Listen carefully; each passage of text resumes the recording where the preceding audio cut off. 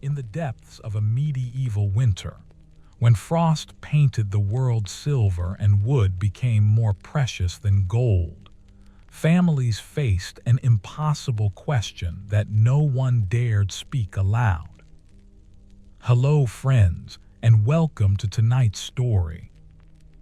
As you settle into the comfort of your warm bed, let me take you back to a time when warmth itself was a luxury, a treasure to be rationed and guarded, and when the simple act of staying warm through winter required choices that would break the heart of any modern soul.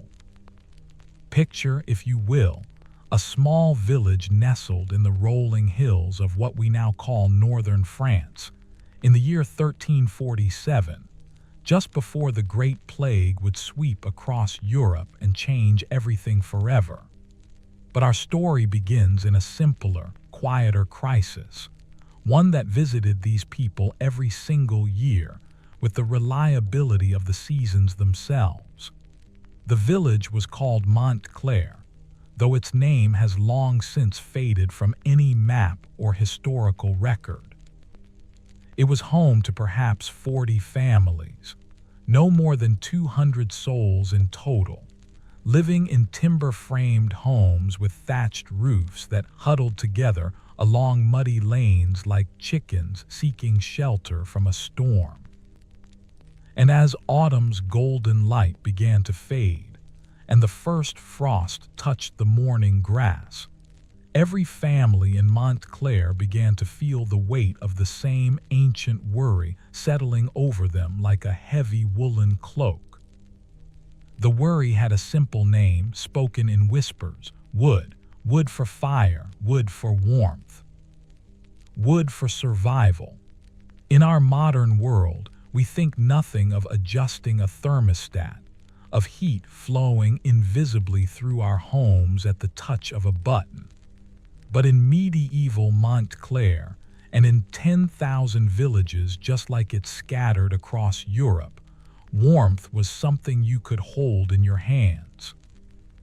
It came from trees, felled and chopped and split and stacked, each log representing hours of back-breaking labor, each branch a small victory against the killing cold. And there was never, ever enough. The great forest of Montclair, which had once stretched from horizon to horizon, had been shrinking for generations. Every year, the villagers pushed a little deeper into the woodland, their axes biting into trees that stood farther and farther from home. Every year, it took longer to gather the wood each family needed, and every year there was less of it to gather. The local lord, Baron Rolfe de Montclair, claimed ownership of the forest, as nobles did, and he charged fees for cutting rights and fines for taking deadwood and penalties for gathering fallen branches. He needed timber for his manor's great hearths, for his cooking fires, for heating the stone halls where he entertained other nobles and maintained the dignity of his station. The peasants needed wood to survive. Between these two needs, the forest simply could not keep pace.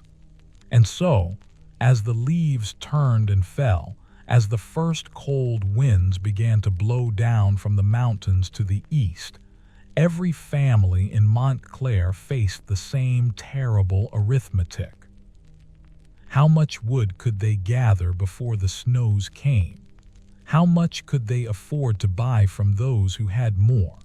How long would their store have to last? And most importantly, most painfully, who would have to endure the cold when the wood ran out? Let me introduce you to the Morrow family, for it is through their eyes that we will understand this long-ago world. Jean Morrow was a man of perhaps 35 years, though he looked older, as people did in those hard times. His hands were gnarled and calloused from a lifetime of labor in the fields, and his back bore a permanent stoop from bending to the harvest year after year.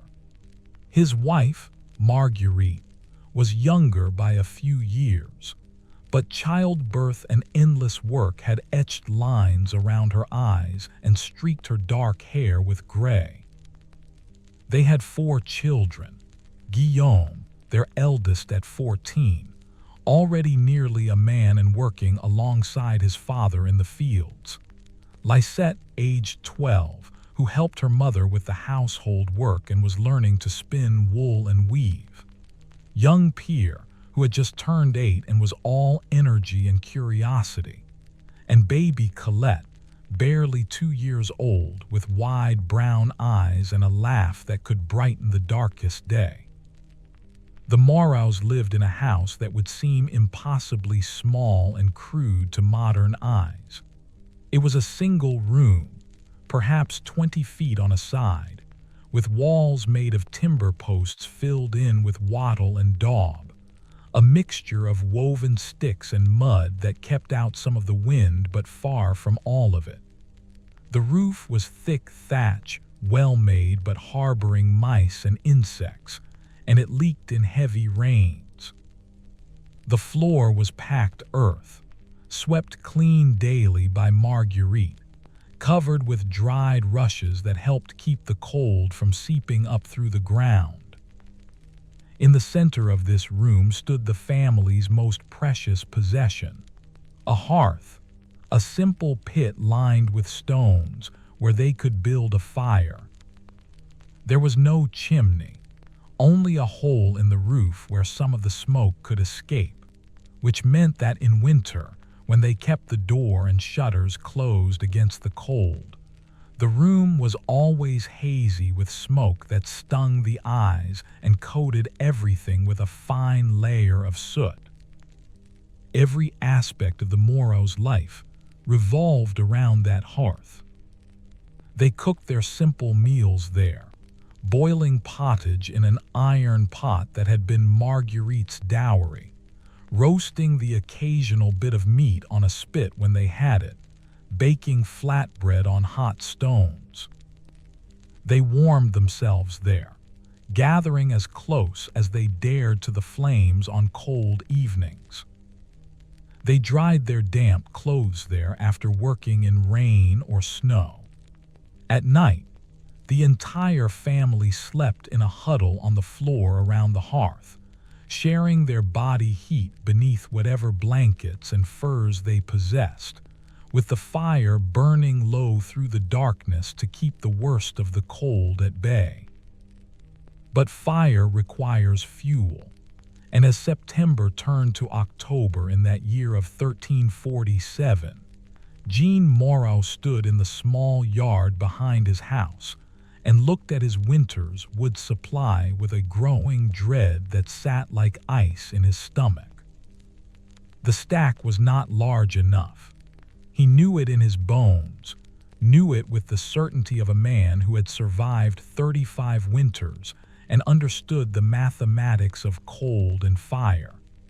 The neat rows of split logs, the bundles of smaller branches and kindling, the pile of peat blocks he had cut from the bog beyond the eastern field, all of it together was not enough to see his family through to spring.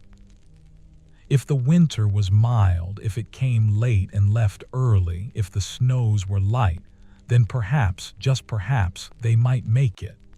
But if the winter was harsh, if the cold lingered, if the storms were fierce, then sometime around February or March, the wood would run out, and then his family would face the cold with nothing to burn.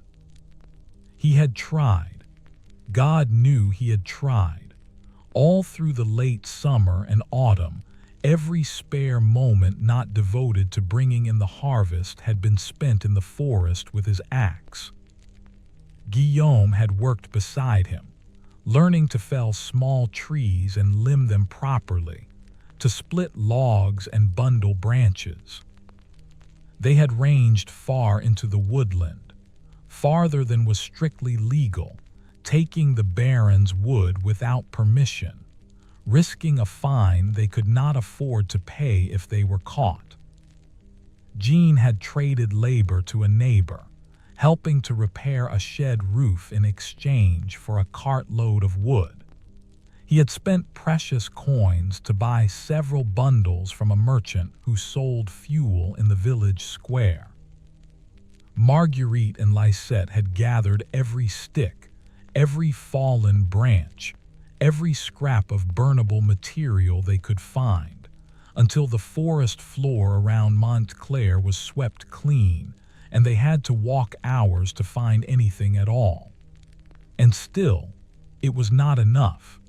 Looking at that inadequate woodpile, Jean felt the weight of an impossible responsibility.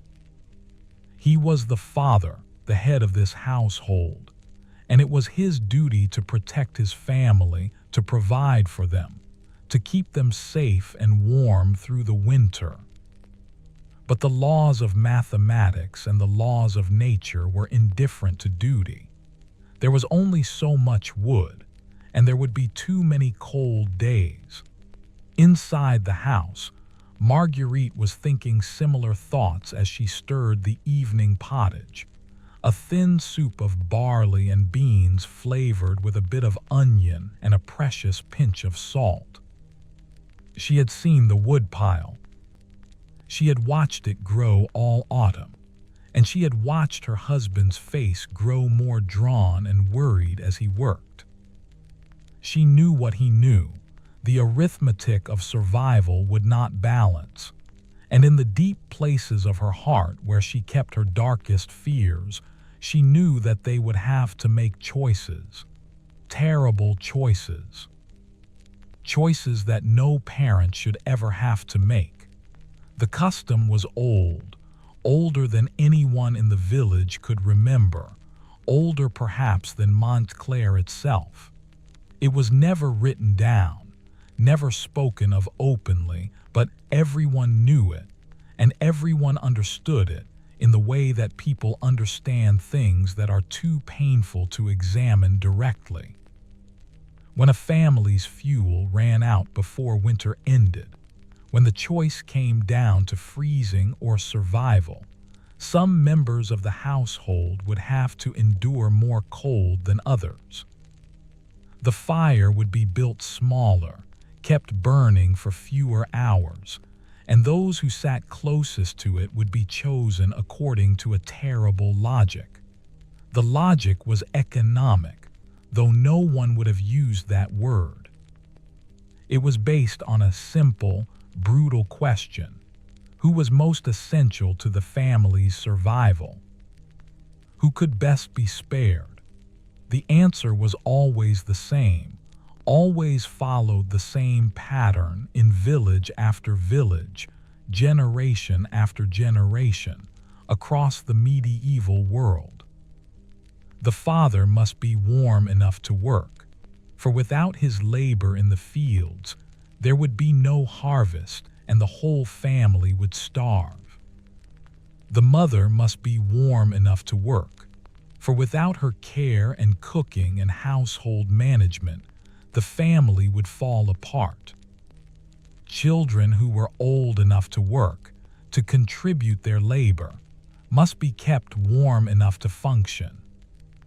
But the very old, if there were any, and the very young, especially those still nursing or barely past it, could not contribute to the family's survival. They consumed resources without producing anything. And so, when the cold became too bitter and the wood too scarce, they would be placed farthest from the fire. In the Morrow household, this meant baby Colette. Little Colette with her chubby cheeks and her delighted giggle, who could not walk steadily yet, who contributed nothing to the family's labor, who simply existed in her warm, innocent bubble of babyhood, unaware of the dark calculations being made around her. When the wood ran low, Colette would be placed away from the hearth. She would be kept alive, fed and cared for as much as possible, but she would be cold, so cold.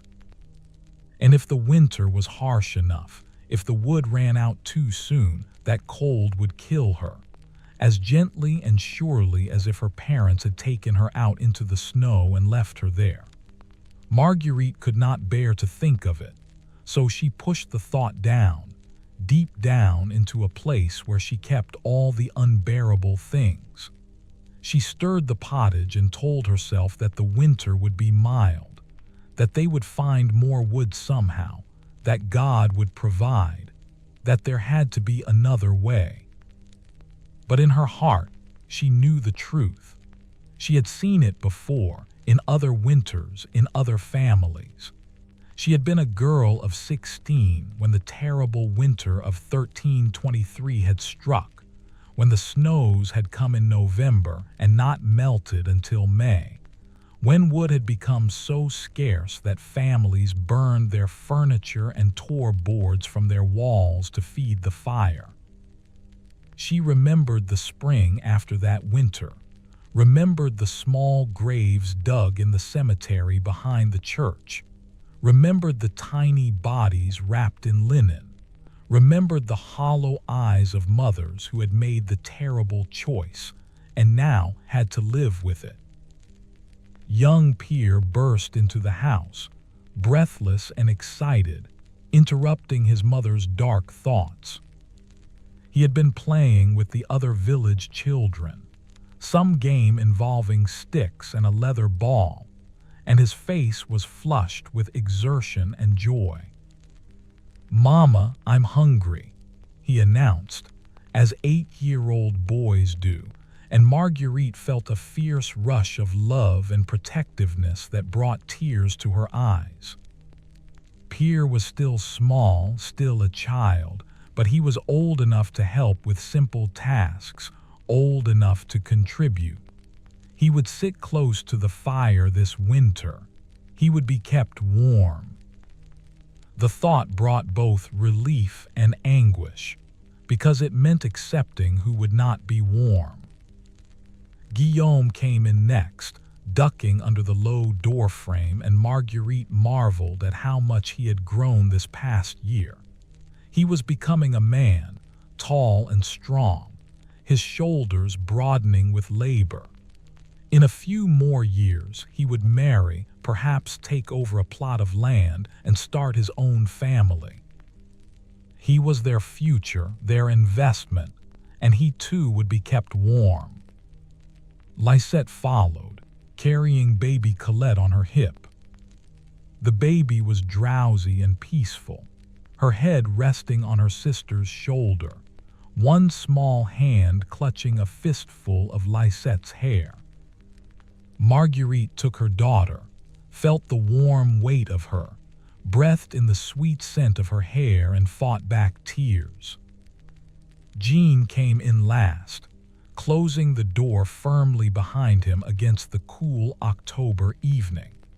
The family gathered around the hearth, settling into their usual spots, and Marguerite ladled out the pottage into their wooden bowls.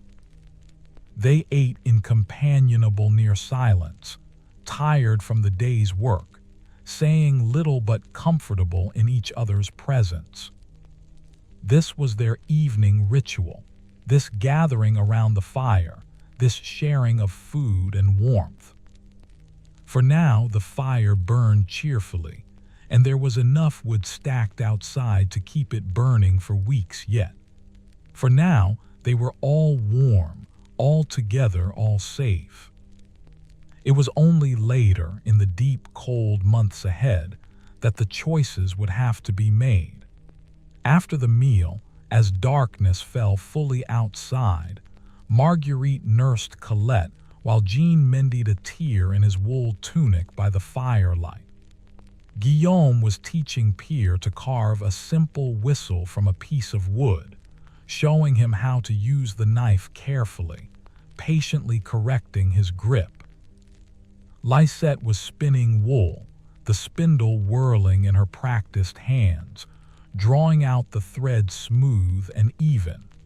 It was a peaceful domestic scene, one that had played out in this house and houses like it for countless generations.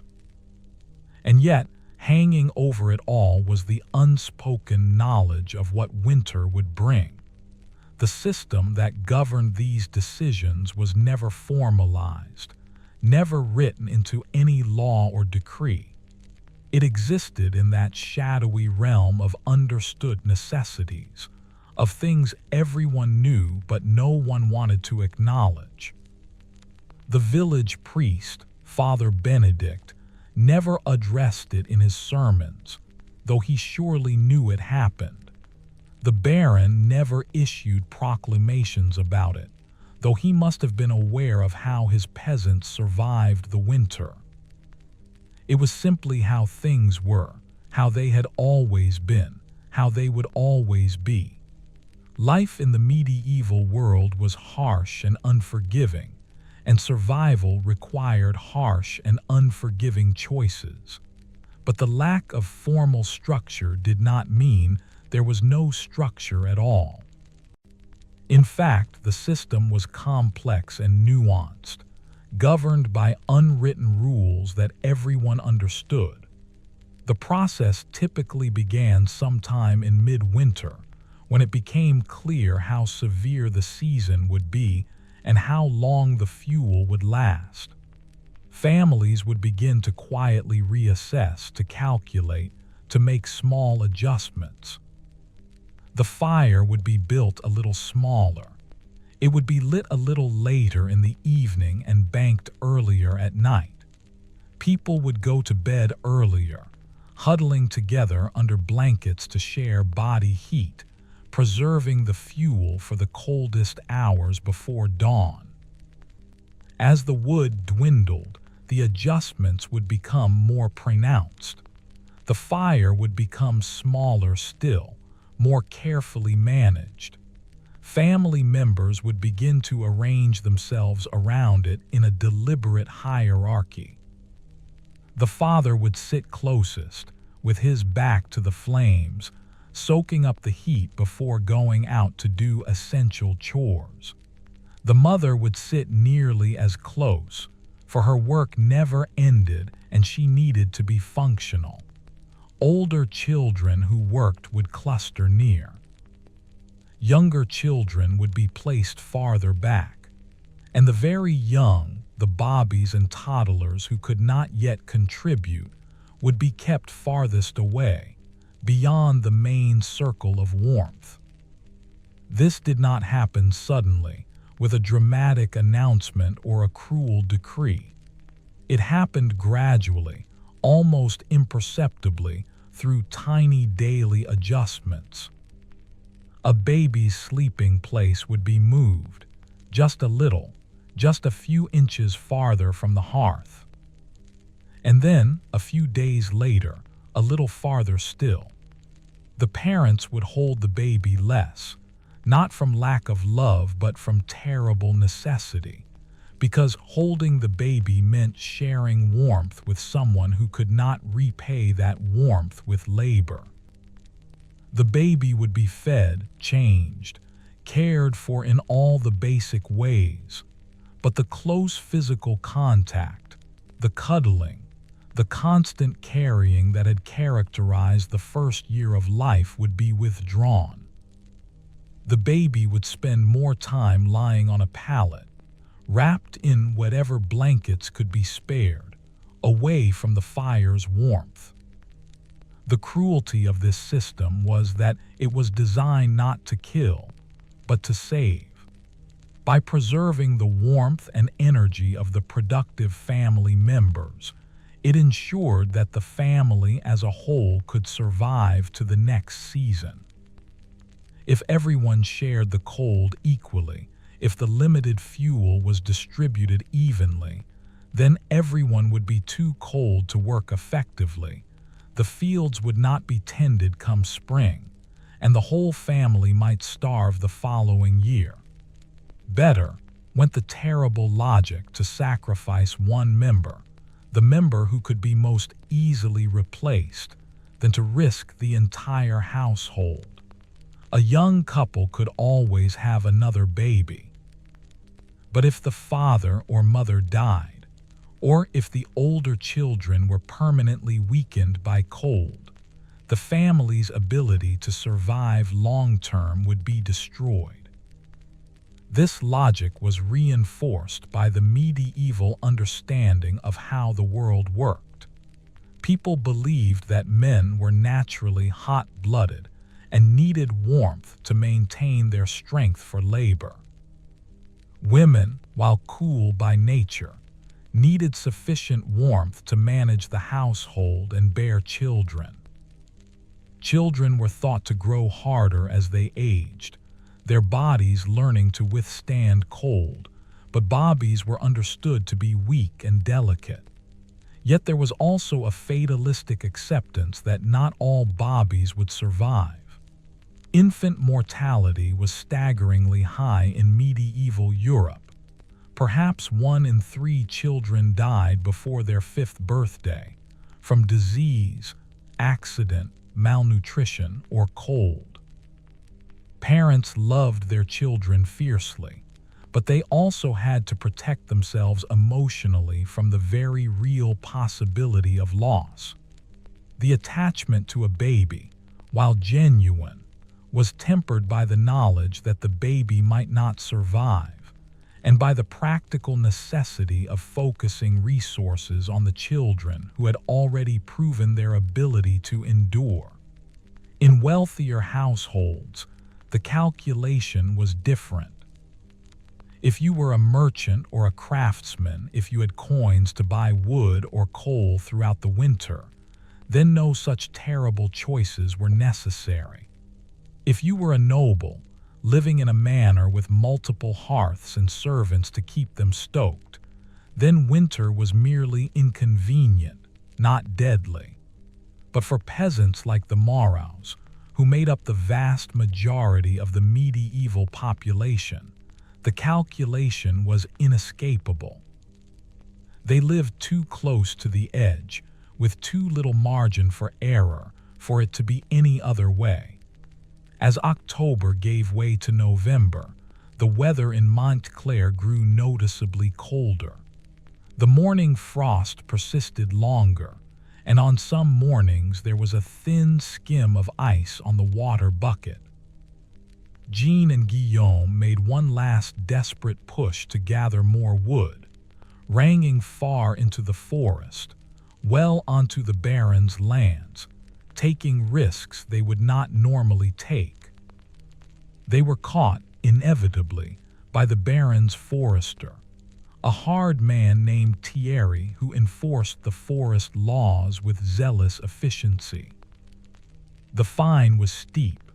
5 silver pennies, more than a month's worth of surplus earnings for the Morrow family. Jean paid it with a sick feeling in his stomach, knowing that those coins could have bought wood or food, could have made the difference between a hard winter and a survivable one. But the alternative was a public flogging or time in the Baron's jail, and neither of those would help his family survive. With the fine paid and the forester watching, there would be no more wood from the forest. What they had was what they would have, and Jean knew with absolute certainty now that it would not be enough. He said nothing to Marguerite, but she saw it in his face when he came home that November evening, saw the defeat in his eyes, and she knew. She carried that knowledge silently through the following days, going about her work with a heavy heart, holding Colette a little more tightly, treasuring each smile and laugh from the baby, who did not know that her time of warmth and comfort was drawing to a close. The first snow came in late November, light and brief, melting by noon. But it was a harbinger of what was to come. In the village square, people gathered to trade news and rumors and to assess how their neighbors were faring. The talk was all about winter preparations, who had enough food stored, who had adequate fuel. There were the usual shows of bravado, the usual assurances that everything would be fine, but beneath it all ran a current of anxiety. Everyone knew that this winter could be hard. Everyone was making their own calculations, their own terrible assessments. Old Marcel, the village's eldest resident at perhaps 70 years, sat in the weak sunshine outside the church and coughed into his hand. He knew he might not survive this winter, and he was at peace with it. He had lived a long life by medieval standards, had seen his children grow and his grandchildren born. If the cold took him, well, that was God's will. His son's family would grieve, but they would also have one less mouth to feed, one less person to keep warm, and old Marcel understood the relief that would come with that grief. He did not speak of it, but everyone knew, and everyone quietly accepted it as the natural order of things. In the Morrow household, December arrived with harder frosts and a cold wind that found every gap in the walls. Jean began to carefully ration the wood, measuring each day's supply, burning less than he wanted to, keeping the house just warm enough to be tolerable rather than comfortable. The children began to wear more layers, to sleep in their day clothes, to huddle together more closely at night.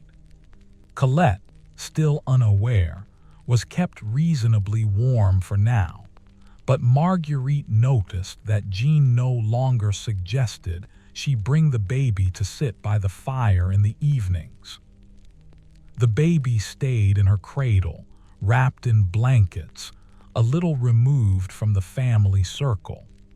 It was around this time that Marguerite began to visit the church more frequently. She would slip away during the day, leaving Lisette to watch Colette, and she would kneel before the altar and pray. She prayed for a mild winter. She prayed for a miracle, for unexpected wood, for some way out of the trap that was closing around her family. She prayed for the strength to do what she knew would be necessary, and she prayed for forgiveness for even contemplating it. Father Benedict found her there one afternoon, kneeling in the dim light, her face wet with tears. The priest was a kind man, if limited in what he could offer. He sat beside her on the cold stone floor and said nothing for a long while, simply sharing her silence. Finally, he spoke quietly. "Winter is hard, my child. It has always been hard. But we must trust in God's mercy." Marguerite wanted to scream at him, to demand what mercy there was in a world where mothers had to choose which of their children would freeze. But she said nothing, only nodded and wiped her eyes. Father Benedict knew what was in her heart. He had counseled other mothers, other fathers, through these same dark days.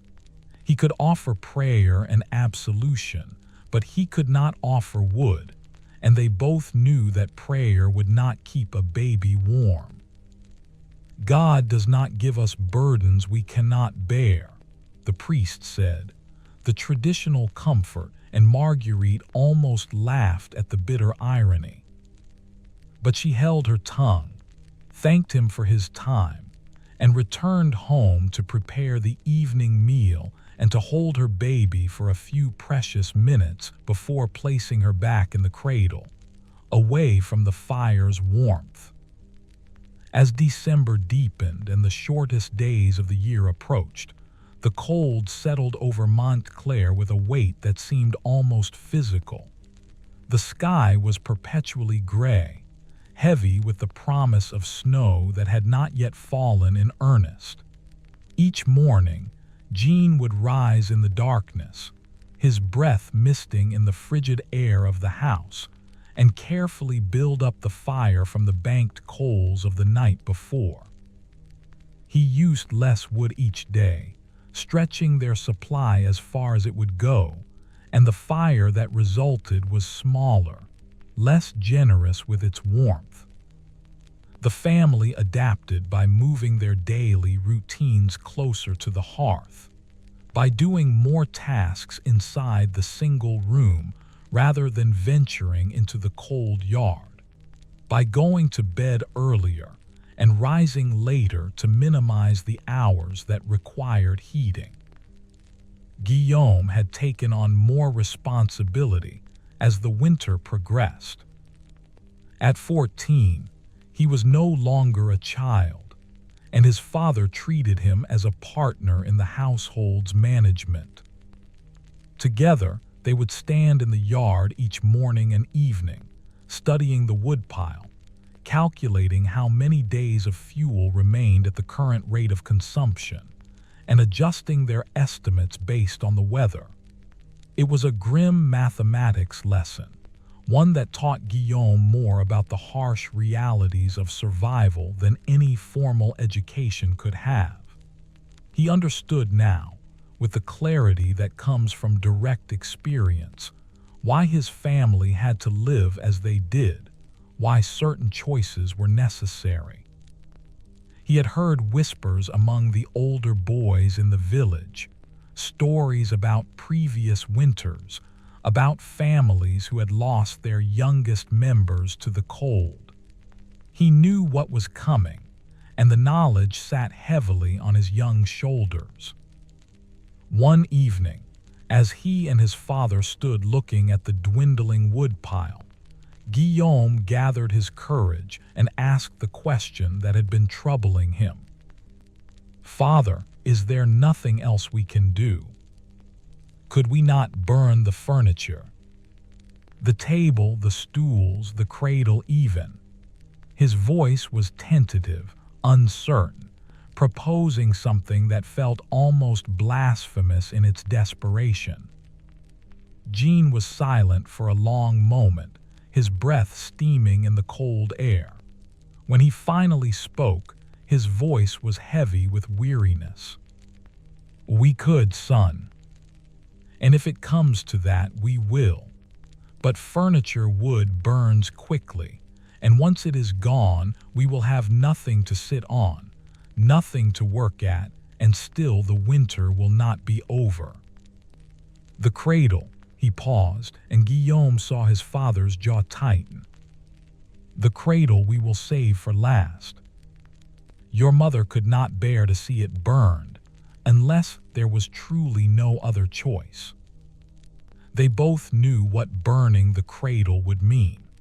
It would mean acknowledging that Colette would not need it anymore, that one way or another, she would not survive the winter. Guillaume felt tears prick his eyes, and he turned away so his father would not see. He loved his baby sister with a fierce protectiveness, loved her giggle and her tiny hands, and the way she reached for him when he came near. The thought of her cold, of her suffering, was almost more than he could bear. But he was learning, in this hardest of schools, that love sometimes meant accepting unbearable things. Inside the house, Marguerite had her own burdens to carry. She had begun the gradual, heartbreaking process of distancing Colette from the fire's warmth. It started with small changes, barely noticeable at first. The baby's cradle was moved, just a foot or so away from the hearth. When Colette cried in the night, Marguerite would rise and nurse her, but she would do so wrapped in blankets, conserving warmth, rather than bringing the baby close to the dying fire. During the day, while Marguerite worked, Colette would lie in her cradle in the corner, away from the family's activity around the hearth. She was still fed, still changed, still cared for in all the essential ways, But the constant physical contact, the hours of being held and carried close to her mother's warm body, were being withdrawn, slowly, gradually, with each passing day. Colette, at 2 years old, could not understand what was happening, but she felt it. She became more fretful, crying more often, reaching out her arms to be held and being denied more frequently. Marguerite's heart broke a little more with each refused embrace, but she forced herself to continue, forced herself to be strong, because the alternative was to let all of them suffer equally, and that would serve no purpose. At night, after the children were asleep, she would sometimes weep silently, her face pressed into Jean's shoulder, and he would hold her and say nothing, because there was nothing to say that could make any of this bearable. Lisette, at 12, understood more than her parents realized. She saw what was happening to Colette, saw the baby's confusion and distress, and it filled her with a helpless anger and sadness. She tried to compensate, to give Colette extra attention when their mother was not looking, to hold her and play with her and keep her occupied. But Lisette also understood, in the way that girls who were nearly women understood such things, that this was not a kindness but a cruelty. Every moment of warmth and comfort she gave Colette only made the cold harder to bear when it came. Better, perhaps, to let the baby grow accustomed to the cold gradually, to harden her to it, than to give her warmth that could not be sustained. Young Pierre, at 8, did not fully understand the situation, but he sensed the tension in the household, the sadness that hung over everything like the smoke from the fire. He tried to be helpful, to be good, to not cause any trouble. He fetched water without being asked, helped his brother with chores, and ate his small portions without complaint. He played with Colette when he could, making her laugh with silly faces and games, and those moments of innocent joy were like rays of sunshine breaking through clouds, precious and fleeting. The winter solstice came and passed, marked by a special service at the church where Father Benedict reminded his congregation that the darkest day had arrived, but that the light would soon begin to return. It was meant to be hopeful, but Marguerite found no comfort in it. The return of the light meant nothing if they had no fuel to see them through to spring. The mathematical reality was inescapable. They were burning wood faster than the winter was passing, and unless something changed, they would run out while the cold still held the land in its grip. In late December, the first real snowstorm arrived. It began with fat, wet flakes that fell lazily from the gray sky, but within hours it had become a howling blizzard that dumped snow knee-deep in the village lanes and piled drifts against the walls of houses. The Morrow family huddled inside, the shutters latched tight against the storm, the door blocked with rags to keep out the drafts. Jean built the fire up a little higher, judging that the extra warmth was necessary to survive the storm, even though it meant burning through their precious wood faster. For 3 days the storm raged, and for 3 days they barely left the house. Jean and Guillaume ventured out only to fetch water and to bring in more wood from the dwindling pile, struggling through the deep snow, their faces stinging from the wind-driven ice crystals. The house, despite the fire, was bitterly cold except in the immediate vicinity of the hearth. Frost formed on the inside of the walls. Their breath misted constantly. At night, They all slept together in a tight huddle, piling every blanket and fur they owned on top of themselves, with the children sandwiched in the middle for warmth. Colette, in her cradle away from the family pile, cried pitifully through the first night of the storm. Her thin blankets were insufficient against the penetrating cold, and her small body could not generate enough heat to stay warm. Marguerite lay rigid beside her husband, listening to her baby cry, every maternal instinct screaming at her to get up and bring Colette into the warm pile, to hold her and comfort her and warm her with her own body heat. But Jean's hand on her arm held her still, and when she turned to look at him in the dim glow of the banked fire, she saw tears on his face. "We cannot," he whispered. "If we start now, we will not be able to stop. And we need our strength for what is to come." Marguerite understood the logic, even as her heart rebelled against it. If she went to Colette now, she would have to keep going to her every night. She would lose sleep, would exhaust herself, would compromise her ability to work and function during the day. And Jean was right. They would need all their strength in the months ahead. So she lay still and listened to her baby cry, and eventually Colette's cries faded to whimpers and then to silence as the child, exhausted and cold, fell into a fitful sleep. By the second night, Colette cried less. She was learning, in the way that even very young children learn, that crying brought no relief. She lay in her cradle, cold and uncomfortable, but she did not waste energy on crying.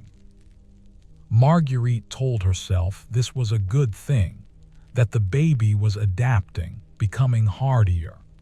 But in the deepest part of her heart, she knew that Colette was not becoming harder but simply giving up, accepting the cold as her new reality because she had no choice. When the storm finally passed and they could venture outside again, the world had been transformed. Snow covered everything, soft and white and beautiful and deadly. The woodpile was buried under drifts, and it took Jean and Guillaume hours to dig it out and assess what remained.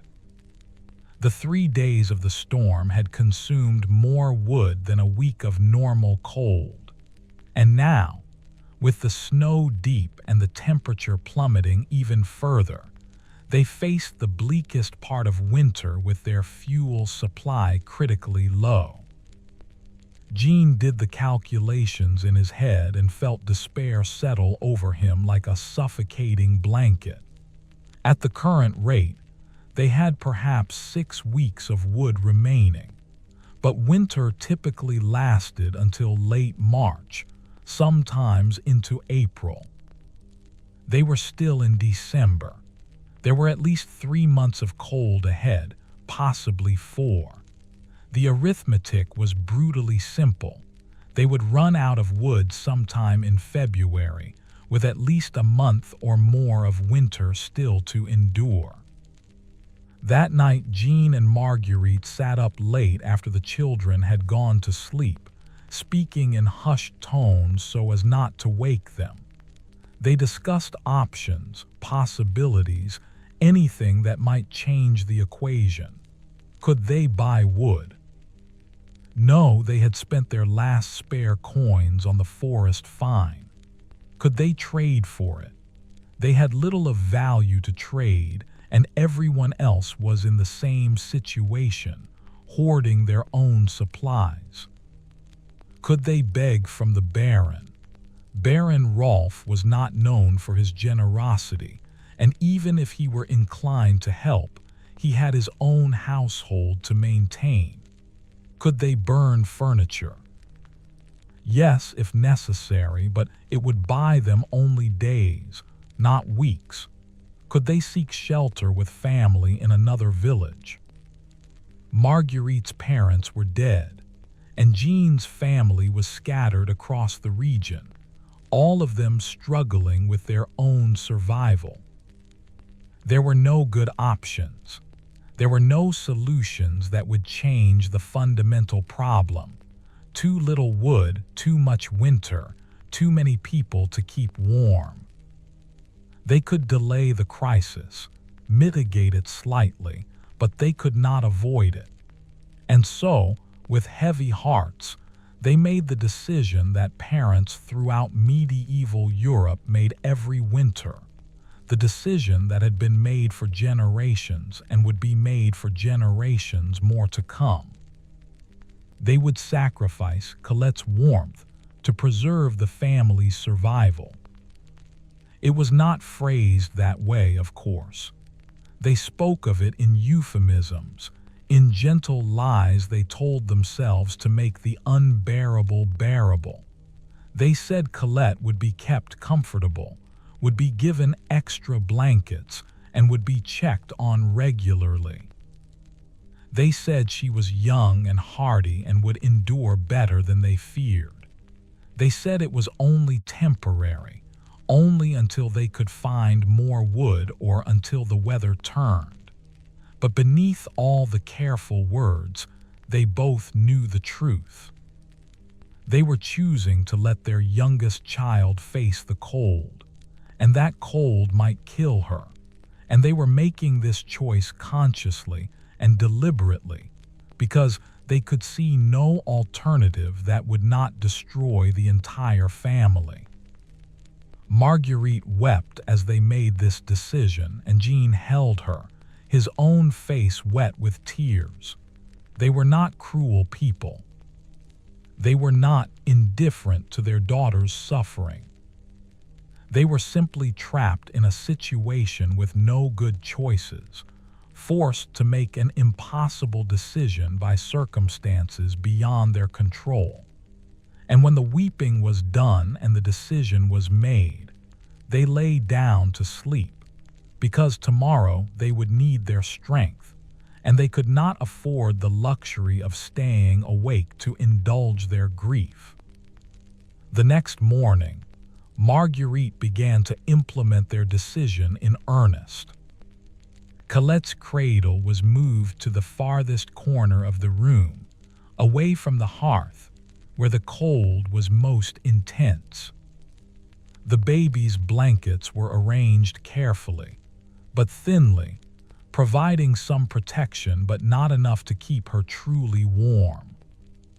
Marguerite's interactions with Colette became brief and functional, feeding when necessary, changing when needed, but no prolonged holding, no extra cuddles, no unnecessary transfer of body heat. It was like training herself to not love her child, or at least to not express that love in ways that mattered, and it felt like dying inside, a little more each day. Colette, for her part, became quieter. The bright, laughing baby began to fade, replaced by a listless child who lay in her cradle without complaint, but also without much sign of life or vitality. She ate when fed but showed little enthusiasm. She no longer reached out her arms to be held. Her eyes, once so bright and curious, became dull and accepting. She was cold all the time now, and the cold was sapping her energy, her joy, her very life force. She developed a cough, a small, persistent thing that worried Marguerite but that she could do nothing about. Medicine was expensive and rarely effective, and the best cure for a cold-induced cough was warmth, which was precisely what they could not provide. The other children reacted to their sister's condition in different ways. Guillaume became more withdrawn, spending as much time as possible outside the house, volunteering for every chore that would take him away from the sight of Colette in her cold corner. He could not bear to watch it, could not bear to see his baby sister suffering, and his way of coping was to simply not look.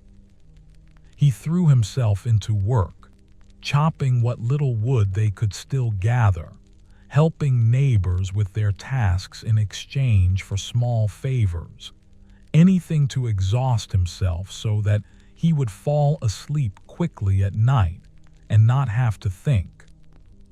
Lisette took the opposite approach. She spent more time with Colette, sitting near the cold corner despite the discomfort, talking to the baby, singing to her in a soft voice, trying to provide what comfort she could without providing warmth. She would stroke Colette's hair, hold her small hand, tell her stories about the spring that would come, about warm days and flowers and sunshine. It was all she could do, and it was not enough, but she did it anyway because the alternative was to abandon her sister completely, and Lisette could not do that. Pierre, young enough to not fully understand but old enough to sense that something was very wrong, became clingy and anxious. He stayed close to his mother, following her around the house, asking questions she could not answer. Why is Colette in the corner? Why doesn't she sleep with us anymore? Why won't you hold her, Mama? Marguerite would deflect these questions, offering vague reassurances, but Pierre was not fooled. He knew something bad was happening, even if he could not articulate what it was, and it frightened him. As January progressed, the cold intensified.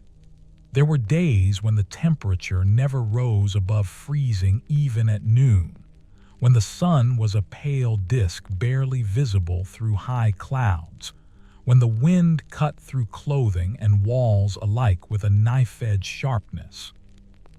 The Morrow family's wood supply continued to dwindle at an alarming rate.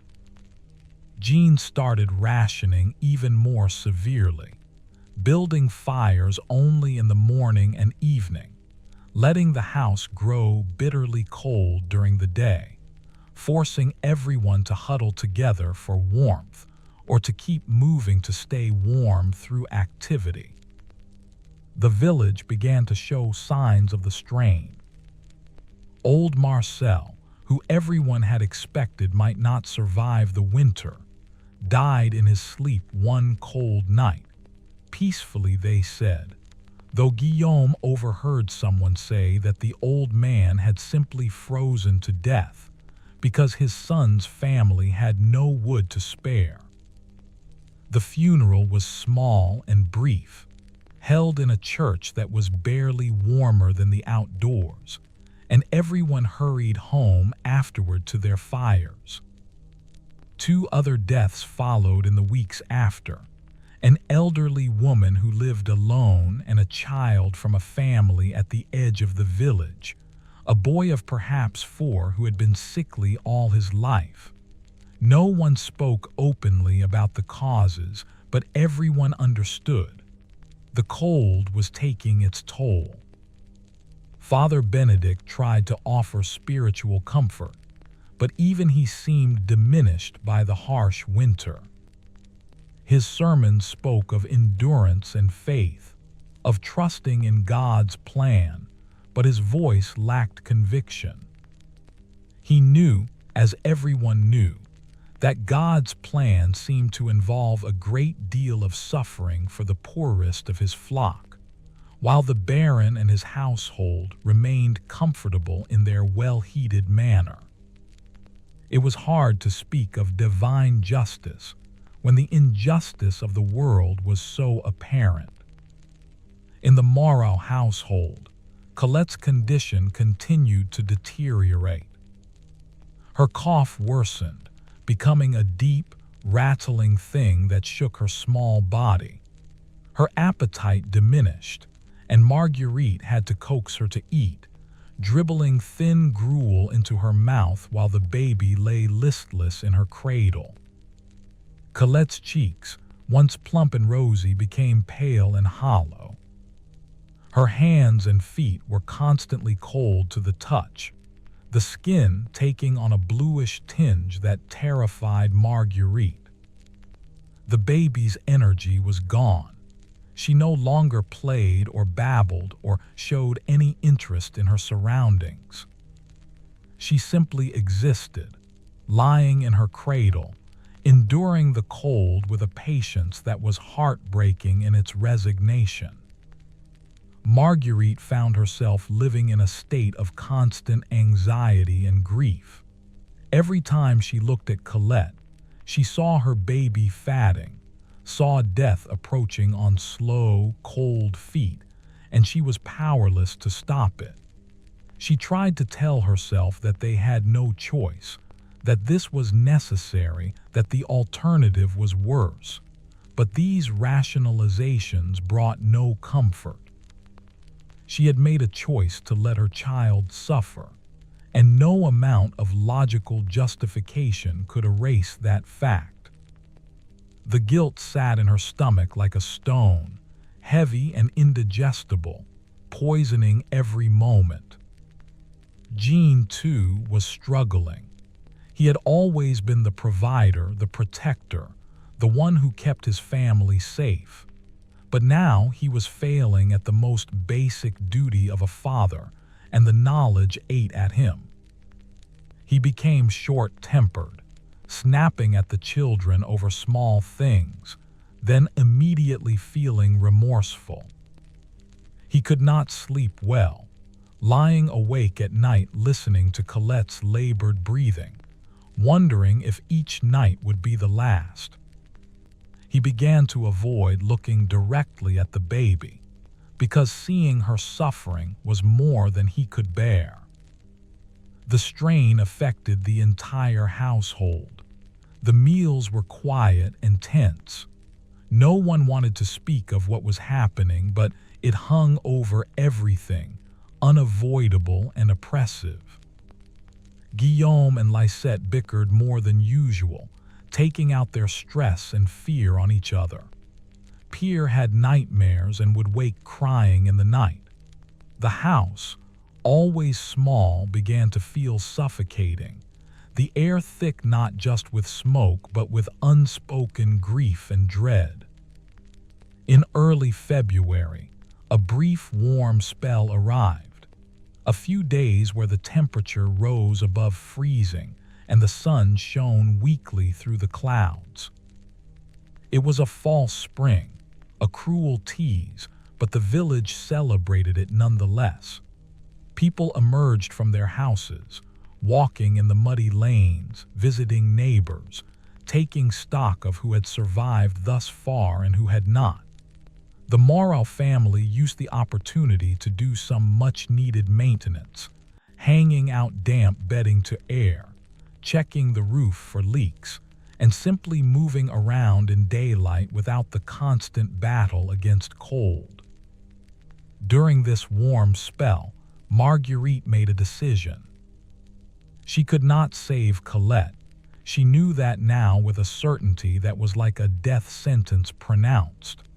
The baby was too far gone, too weakened by weeks of cold and illness. But she could give her daughter a few days of comfort, a brief respite before the end. While Jean was out working, Marguerite brought Colette's cradle close to the fire, wrapped the baby in extra blankets, and held her for hours, just holding her and rocking her and singing to her. Colette seemed to revive slightly in the warmth, her eyes becoming a little brighter, her cough easing somewhat. Marguerite pretended for those few precious days that everything would be all right, that the warmth would heal her baby, that spring would come soon and they would all survive. But the warm spell lasted only 3 days. On the 4th day, the temperature plummeted again, dropping even lower than before, and a bitter wind rose from the north, carrying with it the promise of more snow. Jean came home to find Colette by the fire and Marguerite holding her, and his face went gray. "Marguerite," he said quietly, gently, "you know we cannot continue this. The wood will not last." "I know," Marguerite said, her voice barely a whisper. "I know. But I just needed a few days, please, Jean. Just these few days." Jean looked at his wife, at the baby in her arms, at the desperation in Marguerite's eyes, and he nodded slowly. "A few more days," he agreed. "But no more. We cannot afford it." They both knew what this meant. They were giving Colette a last moment of comfort, a final gift of warmth, before returning her to the cold that would kill her. It was both a mercy and a cruelty, a brief postponement of the inevitable.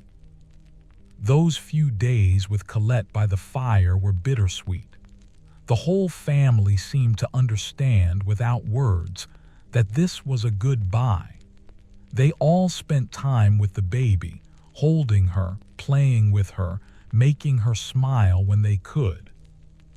Guillaume, who had been avoiding his sister, sat by the fire one evening and let Colette grab his finger in her tiny hand, and he wept silently as she smiled up at him. Lisette sang every song she knew, her voice soft and sweet, creating memories she would carry for the rest of her life. Pierre gave Colette his most treasured possession, a small wooden horse that Guillaume had carved for him years ago, placing it in the cradle beside her.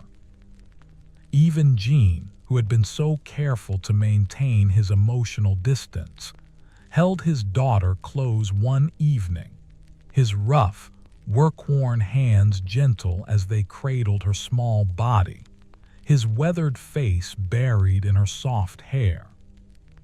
Marguerite committed every detail to memory.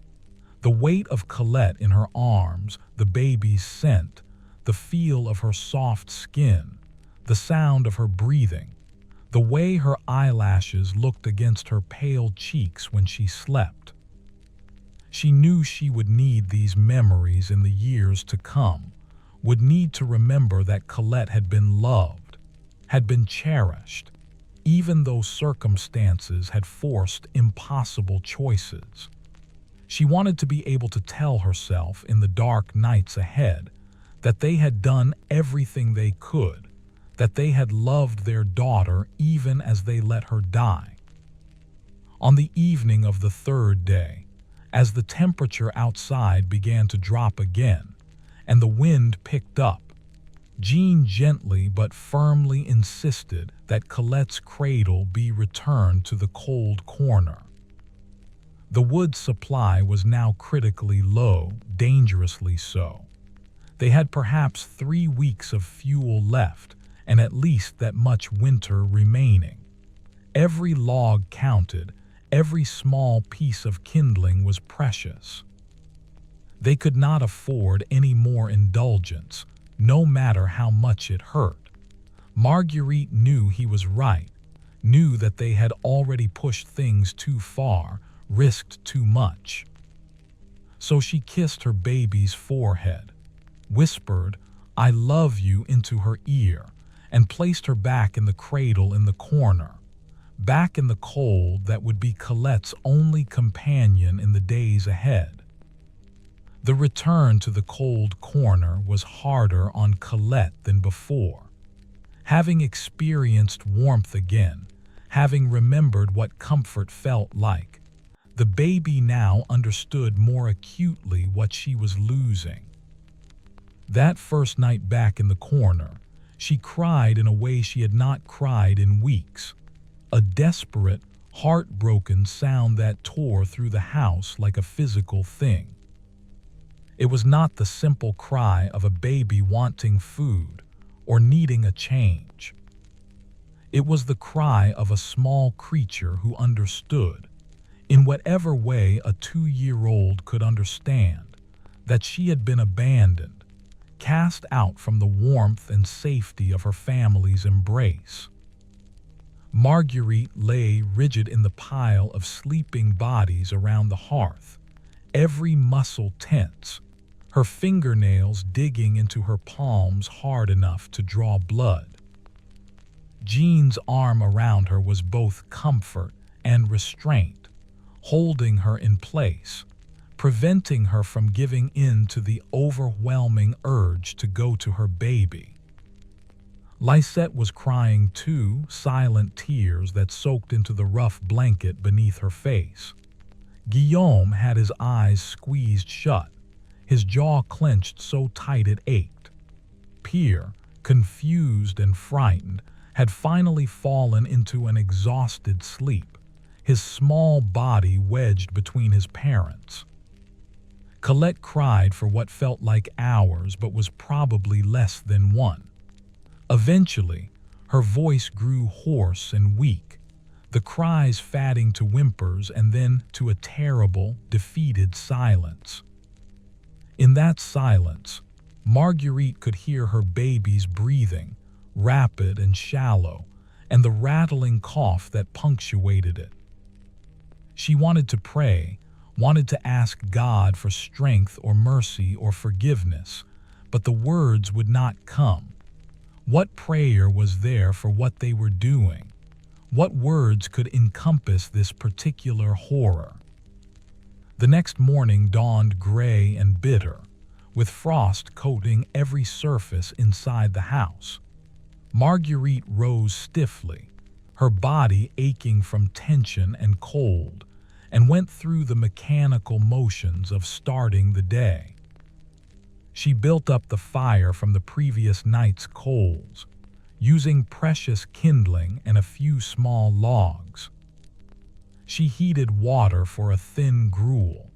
She moved about the house doing her usual tasks, but she felt like she was walking through a dream or a nightmare, everything slightly unreal and distant. When she finally forced herself to check on Colette, she found the baby awake but eerily still. Colette's eyes were open, staring at nothing in particular, not tracking movement, not showing interest in anything.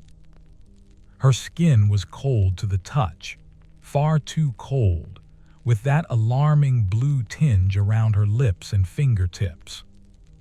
Marguerite changed her, noting how loosely the cloth wrapping hung on the baby's small frame. Colette had lost weight, her body consuming itself to try to stay warm. She tried to nurse Colette, but the baby took little, sucking weakly for a few moments before losing interest and turning her head away. "Eat, little one," Marguerite whispered, her voice cracking. "Please eat. You must keep your strength up." But Colette would not eat, and Marguerite understood why. The baby's body was shutting down, conserving energy, preparing for the end. When you are that cold for that long, when every resource is being burned just to keep the essential organs functioning, there is nothing left over for things like digestion or growth, or even the will to live.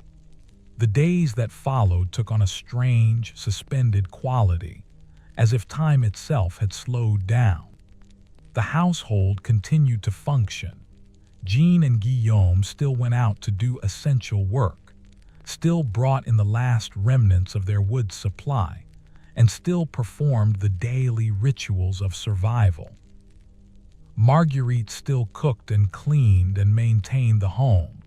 Lisette still did her spinning and helped with chores. Pierre still played his quiet games in the corner. But over it all hung the awareness of Colette in her cold cradle, the baby who was dying by inches while they all watched. Visitors came occasionally, neighbors checking in, the usual social calls that punctuated village life. When they entered the house, their eyes would inevitably drift to the corner where Colette lay, and they would know immediately what they were witnessing. Some would look away quickly, uncomfortable. Others would nod slightly, a gesture of understanding and shared experience, for many of them had made similar choices in previous winters or would make them in winters to come. No one commented directly. No one asked questions or offered advice. This was a private family matter, a private family tragedy, and the unwritten rules of village life dictated that it remain private. Only old Beatrice, the village's unofficial midwife and healer, broke this code of silence. She came to the house one cold afternoon, bearing a small bundle of herbs and a jar of honey, rare and precious gifts. She examined Colette briefly, her weathered hands gentle as they felt the baby's cold skin, and listened to her labored breathing. Then she straightened and looked at Marguerite with eyes that held no judgment, only a deep, weary sadness. "There is nothing I can do," she said quietly. "Nothing any of us can do except what must be done." She paused, choosing her words carefully. "You can make tea from these herbs that will ease her cough and help her sleep. The honey will soothe her throat if you can get her to take it. Beyond that," she trailed off, shrugging helplessly, "keep her as comfortable as you can. That is all that remains." Marguerite took the herbs and honey with shaking hands, tears streaming down her face. "Is there no hope?" "Nothing at all." Beatrice shook her head slowly. "She has been cold too long, child. Her body is failing. Even if you brought her to the fire now, kept her warm, it might be too late. The damage is done." She placed a rough, calloused hand on Marguerite's shoulder. "I am sorry. I am so very sorry. But you know as well as I do that this is how it must be sometimes. You have other children to think of, a family to preserve. You have made the choice that mothers have made since the beginning of time." After Beatrice left, Marguerite prepared the tea, steeping the bitter herbs in hot water, adding a small spoonful of the precious honey. She brought it to Colette and managed to get the baby to drink a little, though most of it dribbled down her chin. That night, Colette did sleep more peacefully, the herbs doing their work, and Marguerite told herself it was a mercy even as she knew she was simply making her daughter's dying more comfortable. The winter continued its relentless progression. More snow fell, not the dramatic blizzards of December, but a steady accumulation that piled up day after day, burying the world under a white blanket that reflected the weak sunlight and made everything seem cold and distant. The Morrow family's wood supply continued to shrink at an alarming rate. Jean was now carefully counting each log, each bundle of kindling, measuring out exactly what they could burn each day and no more. The fire was kept small and mean, barely large enough to cook on, providing minimal heat. The house was perpetually cold now, cold enough that frost formed on the inside walls, cold enough that water left in a cup would freeze overnight, cold enough that everyone's breath misted constantly. They wore every piece of clothing they owned, layering everything they had, and still the cold penetrated.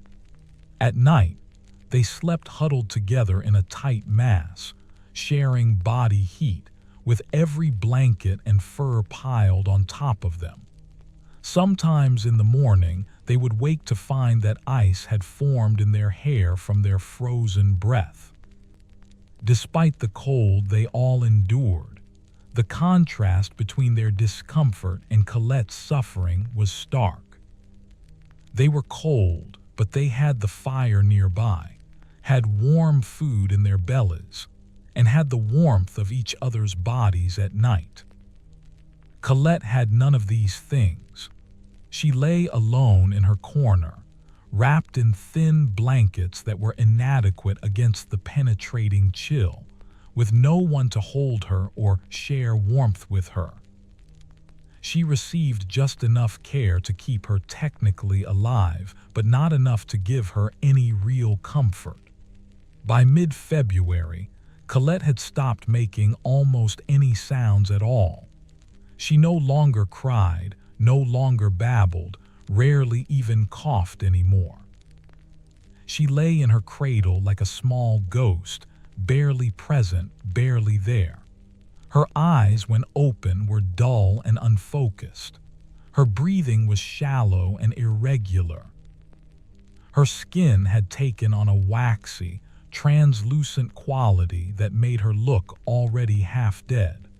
Marguerite could barely bring herself to look at her daughter anymore, the guilt and grief too overwhelming to face directly. It was Lisette who spent the most time with Colette now.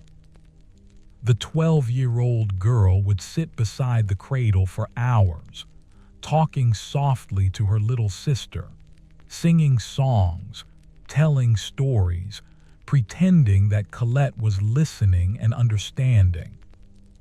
She would hold the baby's cold little hand in her own, trying to share what warmth she could, knowing it was not enough but unable to do nothing.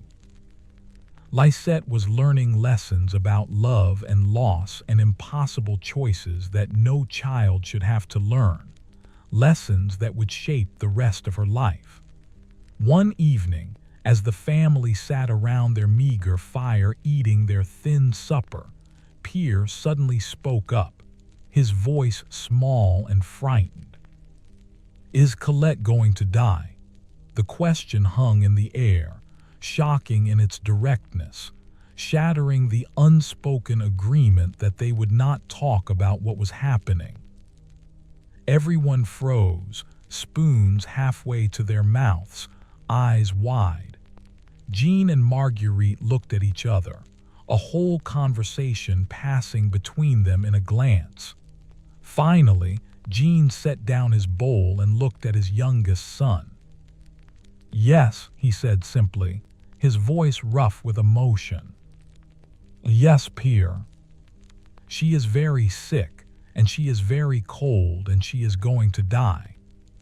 The honesty was brutal, but Jean could not bring himself to lie, could not offer false hope that would only make things worse. "But why?" Pierre asked, tears starting to flow. "Why can't we make her warm? Why can't we help her?" Jean reached out and pulled his son close, holding him tight. "Because if we make her warm, if we use the wood to keep her comfortable, then we will run out of wood before winter ends.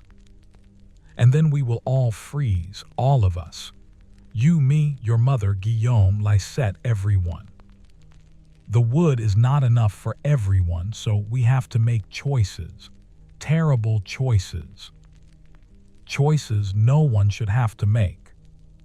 "But that's not fair," Pierre sobbed into his father's chest. "It's not fair that Colette has to die."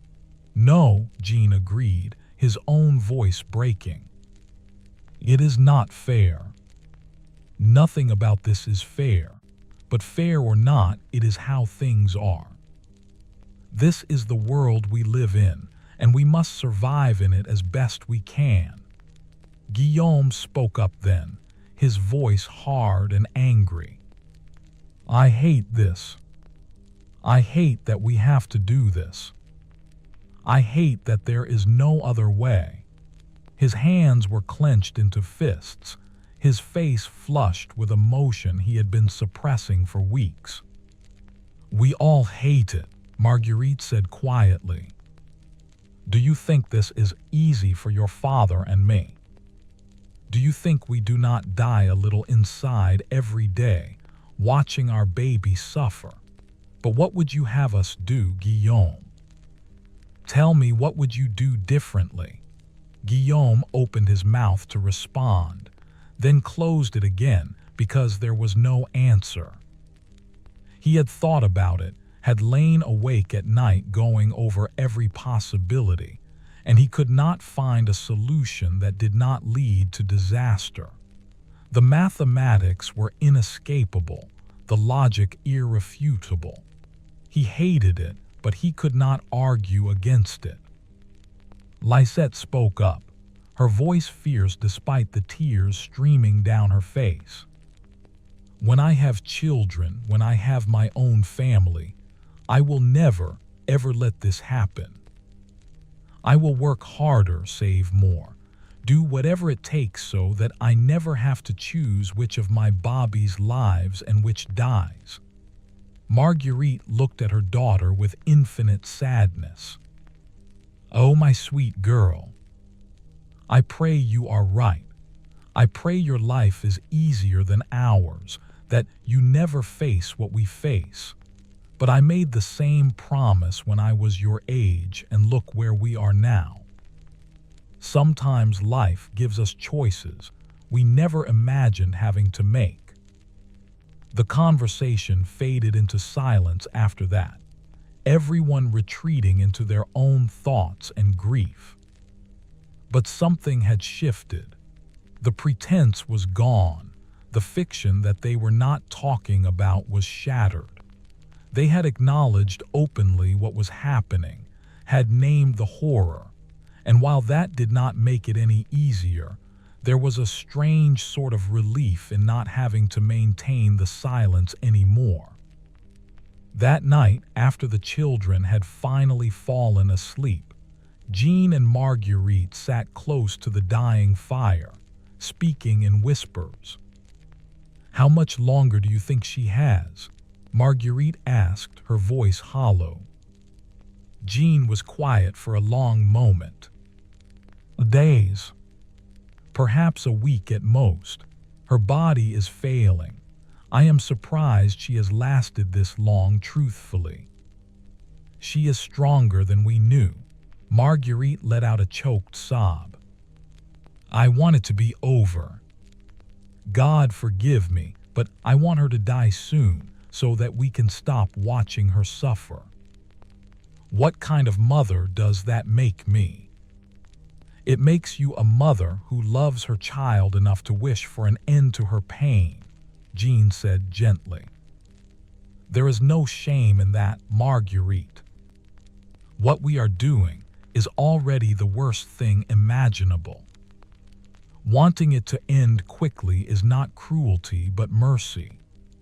They sat in silence after that, holding hands, watching the fire burn down to coals, not speaking because there was nothing left to say that had not already been said. The next few days brought an unexpected cold snap, temperatures plummeting even lower than they had been, the wind howling around the house with a ferocity that seemed almost malicious. The Morrow family's wood supply was now dangerously low.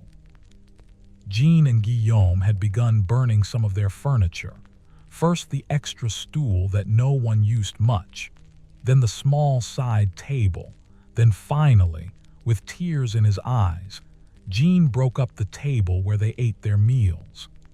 The furniture burned quickly, as Jean had predicted, providing a brief burst of heat but not lasting. And when it was gone, they sat on the floor to eat and had one less barrier between themselves and destitution. Colette, in her corner, was barely clinging to life now. Her breathing was so shallow that sometimes Marguerite had to lean close to see if her daughter was still alive. The baby's eyes were closed most of the time, and when they opened, they were unfocused and glazed. Her skin was ice cold and had taken on a grayish pallor. Her tiny body was wasted, all the baby fat gone, leaving her looking like a wizened old person in miniature. She no longer took food, could not be roused to nurse, and managed only a few sips of water when Marguerite carefully dribbled it into her mouth. It was clear that the end was very near. The family knew it, felt it in the air, a presence waiting in the shadows. They found themselves speaking more quietly, moving more carefully, as if afraid to disturb something.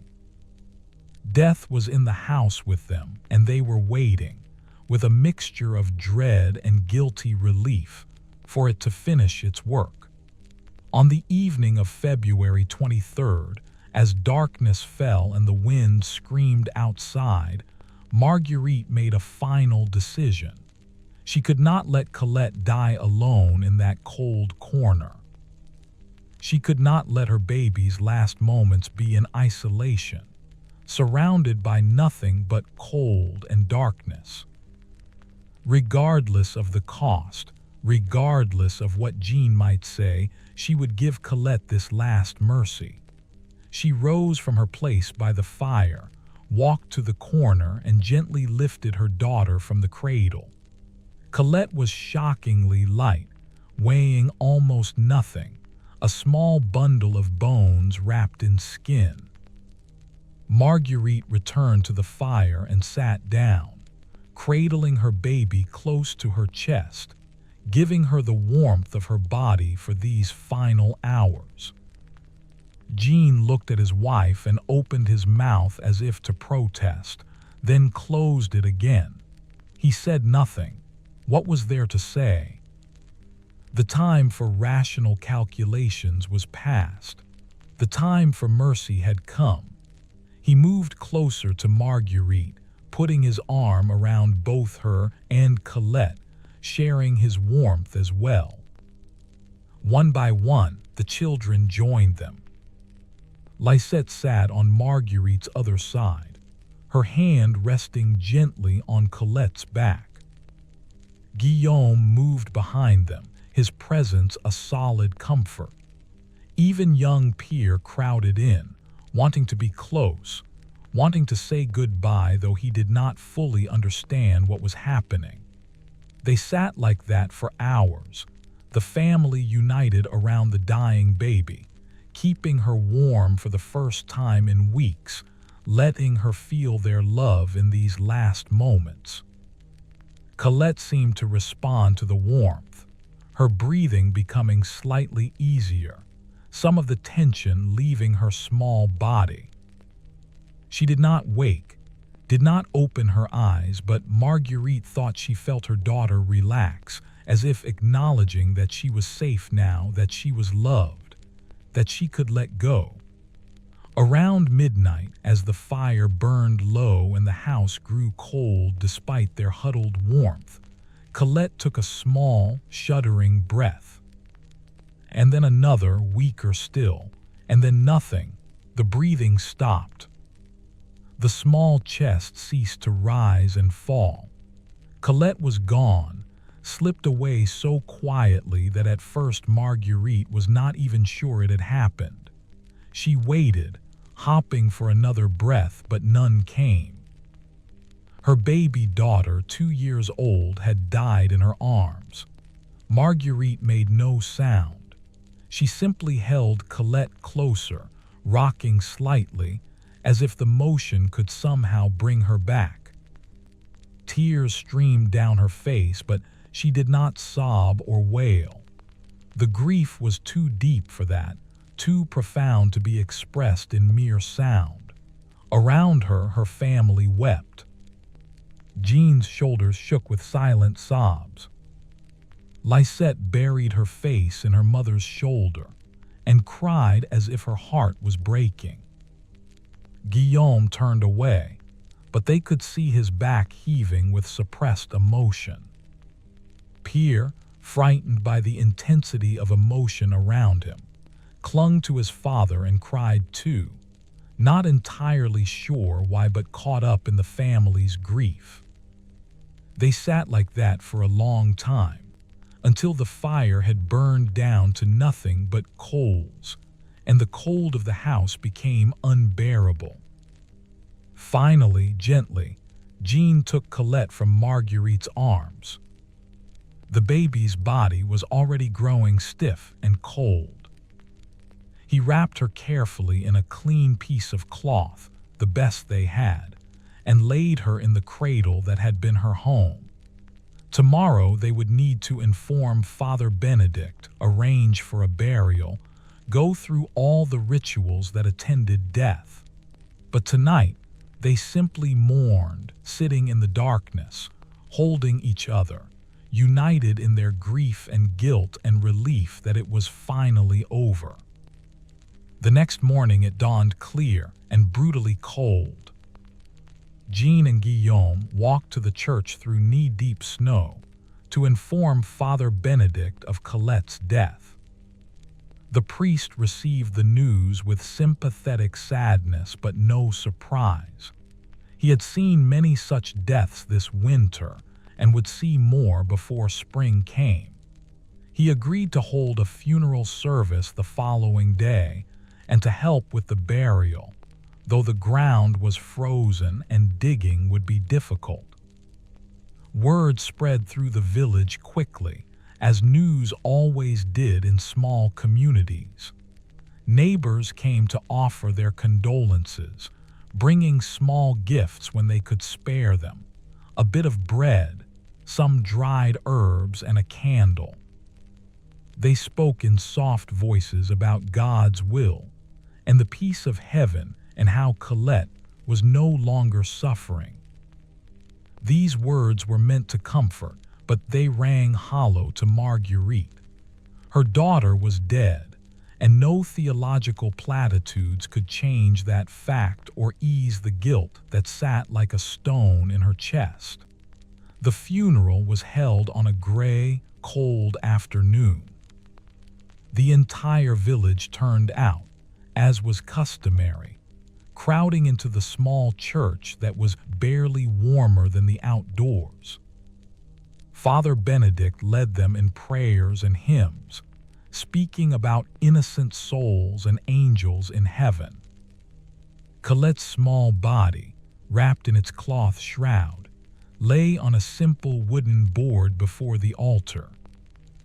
She looked like she was sleeping, her face peaceful, the marks of suffering smoothed away in death.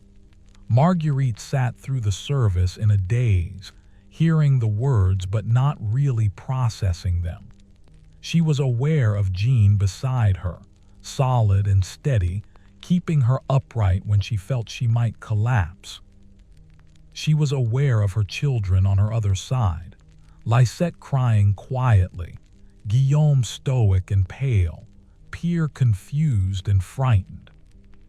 But mostly she was aware of the small shrouded form before the altar, and of the crushing knowledge that she would never hold her daughter again, never hear her laugh, never watch her grow. After the service, a small procession made its way to the cemetery behind the church.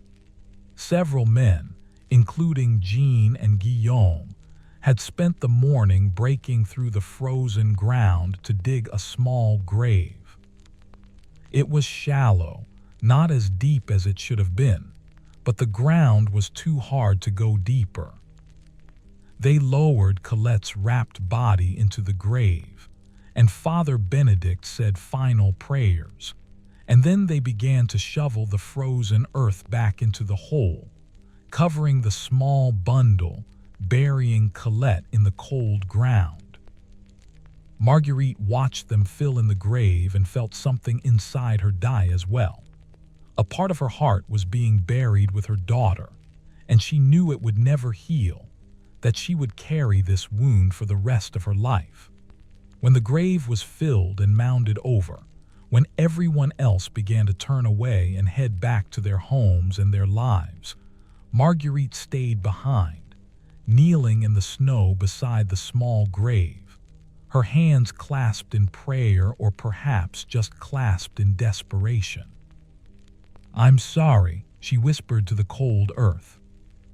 "I'm so sorry, my baby. I'm sorry I couldn't save you. I'm sorry I had to make that choice. I'm sorry you had to suffer. Please forgive me. Please know that I loved you, that I will always love you, even though I failed you." The wind was her only answer, cold and indifferent, carrying her words away into the gray sky. Eventually, Jean came back and gently helped her to her feet, led her away from the grave and back toward home.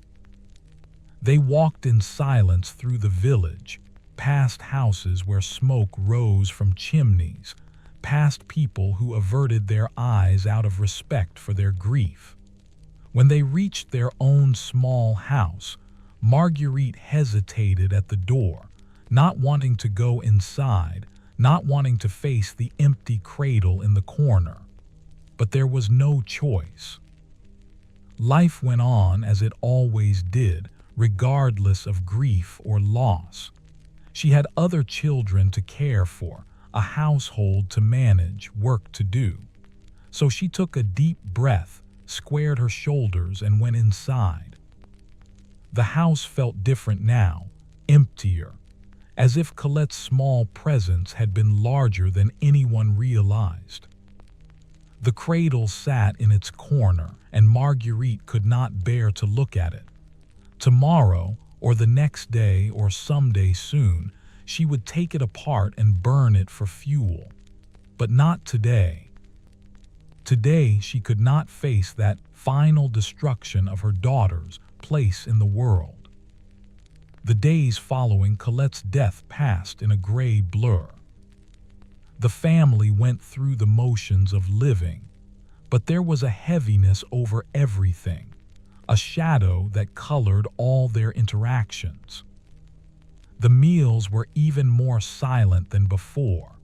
No one sang or told stories in the evenings.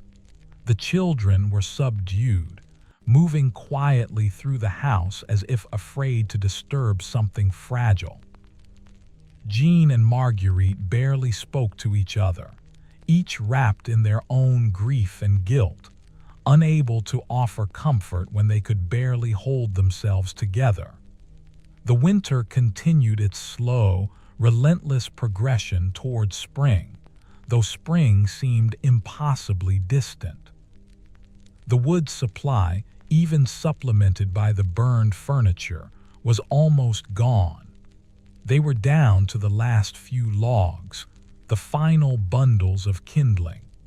Jean calculated that they had perhaps one more week of fuel, maybe two if they were very careful and the weather warmed slightly. After that, they would face the cold with nothing to burn at all. But something had changed after Colette's death. The terrible pressure of making impossible choices, of watching their baby die slowly, was gone. They had made their sacrifice, paid their price, and now they could focus simply on survival without that added burden of guilt and grief. It sounds cold to say it that way, but it was true. With Colette gone, the remaining family members could share the warmth more equally. They were all still cold, all still struggling, but the mathematics had shifted in their favor just slightly, just enough. And then in the first week of March, something happened that felt like a miracle, though it was nothing more than the natural cycle of seasons. The weather turned. Not dramatically, not suddenly, but gradually, day by day, the temperature began to rise. The brutal cold that had gripped the land for months began to loosen its hold. The sun rose earlier and set later, its light growing stronger. The snow began to melt, first in patches where the sun hit directly, then more broadly. Water dripped from the eaves. The wind lost its knife-edge sharpness. Spring, real spring, is coming at last. With the warming came an almost palpable sense of relief throughout the village. People emerged from their homes like creatures coming out of hibernation, blinking in the strengthening sunlight, marveling at the sight of bare ground appearing through the melting snow. The lanes of Montclair ran with muddy water as the snowpack dissolved. Icicles that had hung from rooftops for months dripped and fell, shattering on the ground below. The world was thawing, coming back to life, and those who had survived the winter began to believe they might actually make it. The Morrow family's last reserves of wood lasted just long enough. On the evening of March 12th, Jean burned the final log. They sat around the fire that night, watching it burn down, knowing it was the last fire they would need for heating. The temperature outside was still cold, especially at night, but no longer dangerously so. They could survive now with extra blankets and close huddling, without the need for fire. When the last coals died away and the hearth went dark and cold for the first time in months, Marguerite felt a strange mixture of emotions: relief that they had made it, grief that it had cost them Colette, and a bone-deep exhaustion that went beyond the physical. As March progressed and the weather continued to warm, the rhythms of agricultural life began to reassert themselves.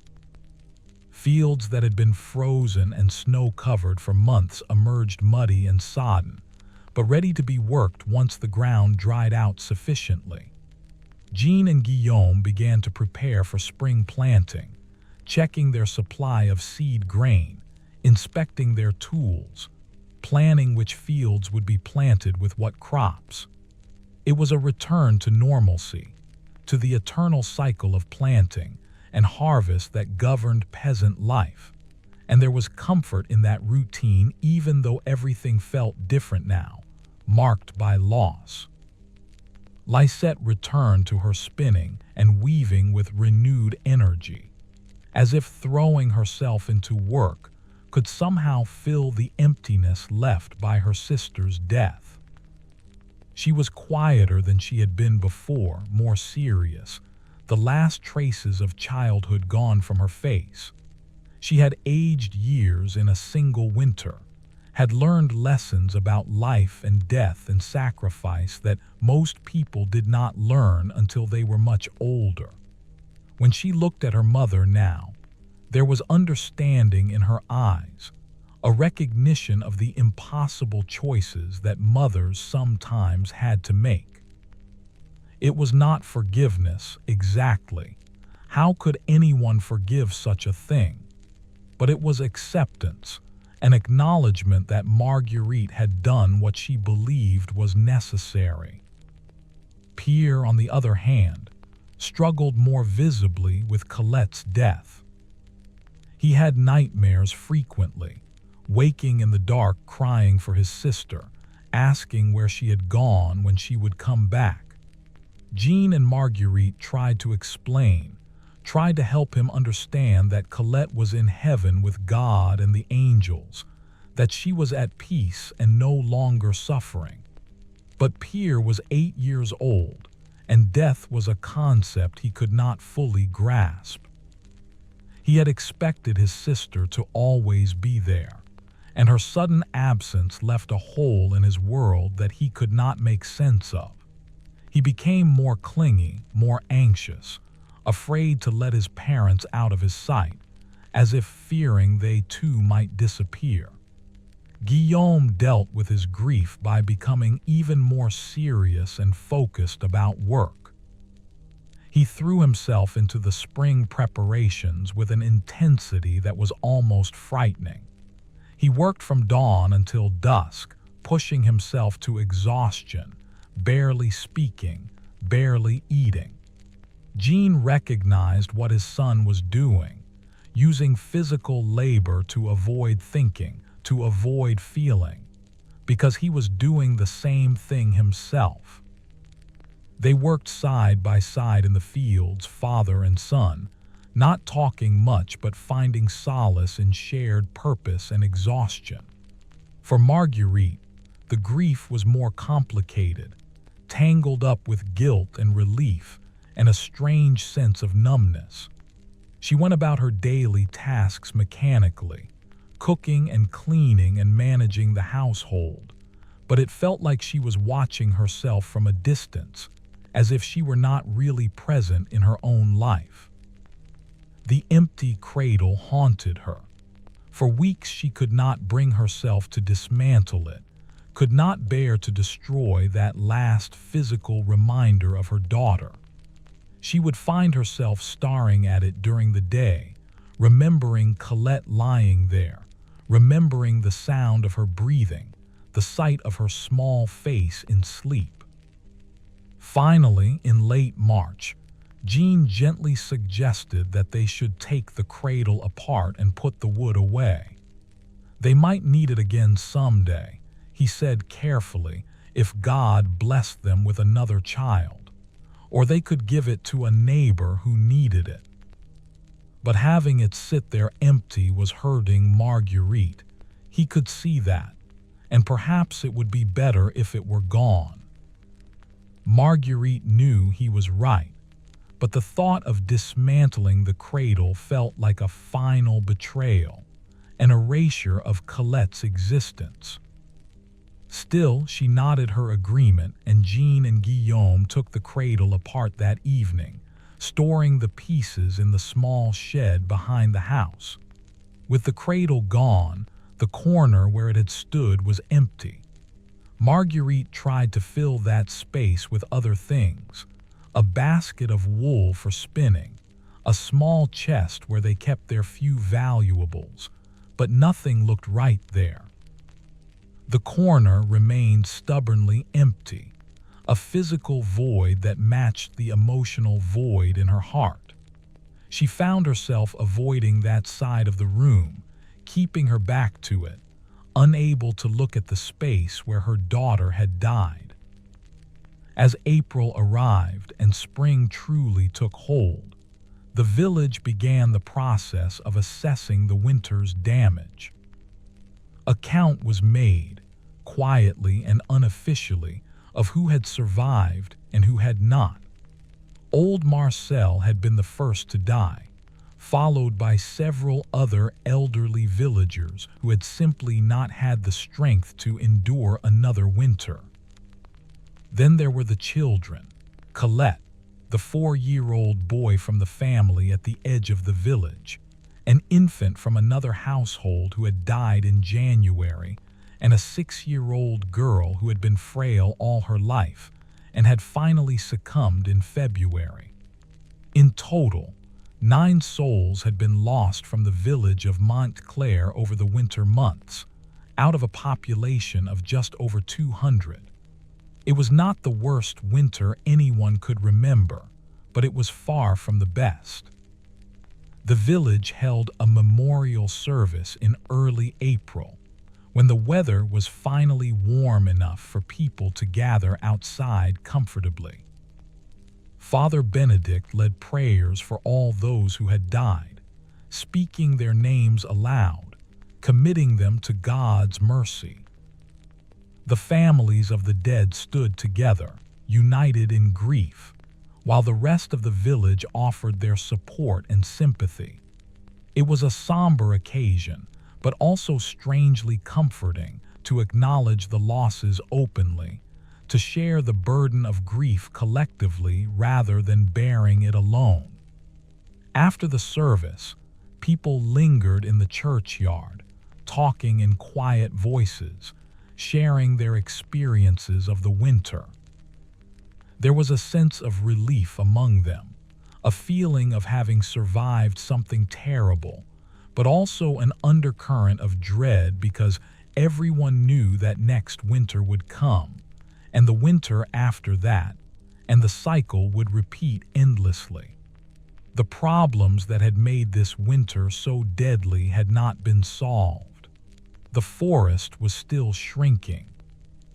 Wood was still scarce and expensive.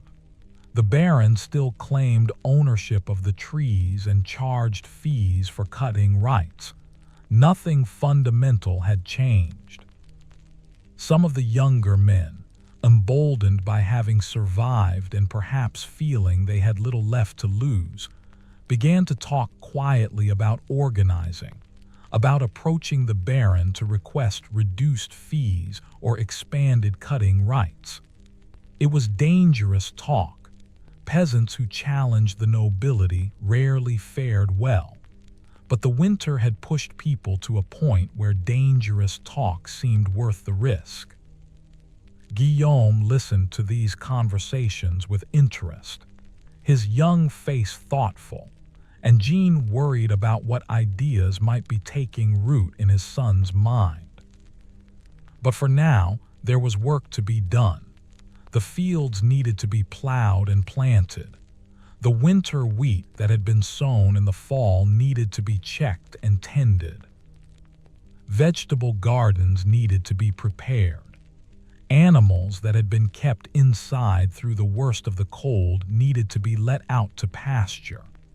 The rhythm of agricultural life, interrupted by winter, resumed with full force, and everyone threw themselves into it with the desperation of people who knew their survival depended on a successful growing season. The Morrow family worked their fields with the same diligence they always had, but now there was an undercurrent of urgency, an awareness that next winter was already approaching, that they needed to start preparing now if they hoped to fare better. Jean began to plan more carefully, thinking about how much surplus grain they could set aside to sell or trade for wood. Guillaume suggested they might be able to hire themselves out for labor during the harvest season, earning coins that could be used to purchase fuel. Even Lisette began to calculate how much extra thread she could spin and weave, and how much cloth she might be able to sell at market. These conversations about planning and preparation were necessary and practical, but they also served another purpose. They allowed the family to focus on the future rather than dwelling on the past. Looking forward was easier than looking back, because looking back meant confronting what they had done, the choice they had made, the price they had paid. It was easier to talk about next year's wood supply than to talk about Colette. But grief has a way of demanding attention, of forcing itself into the present no matter how hard you try to focus elsewhere. Marguerite found this out in small, painful moments throughout the spring. She would be working at some task, grinding grain, stirring a pot, hanging out washing, and suddenly she would see something that reminded her of Colette. A baby in the village square, carried by its mother. The sound of a child's laugh. A scrap of cloth that had once been part of Colette's swaddling. And the grief would hit her like a physical blow, stealing her breath, forcing her to stop whatever she was doing and just stand there, fighting back tears, waiting for the wave to pass. She tried to hide these moments from her family, not wanting to burden them with her pain, but they noticed anyway. Jean would find her standing motionless in the middle of some task, her face blank but her eyes distant, and he would know what she was thinking about. He would touch her shoulder gently, say nothing, and eventually she would shake herself and return to the present, to the work that needed doing. Lisette would catch her mother staring at the empty corner where the cradle had been, and she would feel her own throat tighten with unshed tears. Guillaume would hear his mother crying softly at night when she thought everyone else was asleep, and he would lie awake in the darkness, staring at nothing, his own grief a tight knot in his chest. Pierre's nightmares continued through the spring. He would wake screaming that Colette was cold, that she was calling for him, that they needed to bring her inside and warm her up. Marguerite would hold him and rock him and tell him that Colette was safe in heaven, where it was never cold. But Pierre could not seem to accept this. In his child's mind, his sister was still out there somewhere in the cold, suffering and alone, and it was his family's fault for not helping her. The guilt that his parents felt, he felt too, in his own way, though he did not have the words or understanding to articulate it. As April gave way to May, life in Montclair continued its slow return to normalcy. The days grew longer and warmer. Flowers bloomed in the meadows and along the lane sides. Trees that had been bare and skeletal for months burst into leaf. The world was green and growing, full of life and promise, and the brutal winter began to feel like a bad dream, something that had happened in another lifetime. But for the Morrow family, and for the other families in the village who had lost children that winter, normalcy was harder to reclaim. The wounds were too fresh, the losses too profound. They moved through their days doing what needed to be done, maintaining the routines that structured peasant life. But there was a sadness that colored everything, an awareness of absence that never quite went away. One warm May evening, as the family sat outside their house enjoying the pleasant weather and eating their supper, a neighbor approached with news. The Baron's wife had given birth to a son during the winter, a healthy boy who would be the heir to the barony. There was to be a celebration in the village, with the Baron providing ale and bread for all his tenants, a gesture of largesse to mark the happy occasion. Everyone was expected to attend and to offer their congratulations and prayers for the young lordling's health and long life. The irony was not lost on any of them. The Baron's son, born in the same winter that had killed Colette and so many other peasant children, had survived in perfect comfort, kept warm by an abundance of fuel, tended by servants, wrapped in fine wool and furs. He had faced none of the hardships that had killed the children of Montclair, had been in no danger at any point, because his father had the wealth and resources to protect him. The inequality was stark and bitter, and while no one would speak of it openly, such criticism of the nobility was dangerous. Everyone felt it. Jean decided they would attend the celebration because not attending would be noticed and might be interpreted as disrespect toward the Baron. But there was no joy in the decision, only resignation. They would go, they would eat the Baron's bread and drink his ale. They would dutifully congratulate him on his son's birth, and they would smile and appear grateful. And through it all, they would remember Colette and the terrible mathematics that governed their lives and the fundamental injustice of a world where some children froze while others lived in comfort. The celebration was held on a Sunday afternoon in the open area in front of the manor house.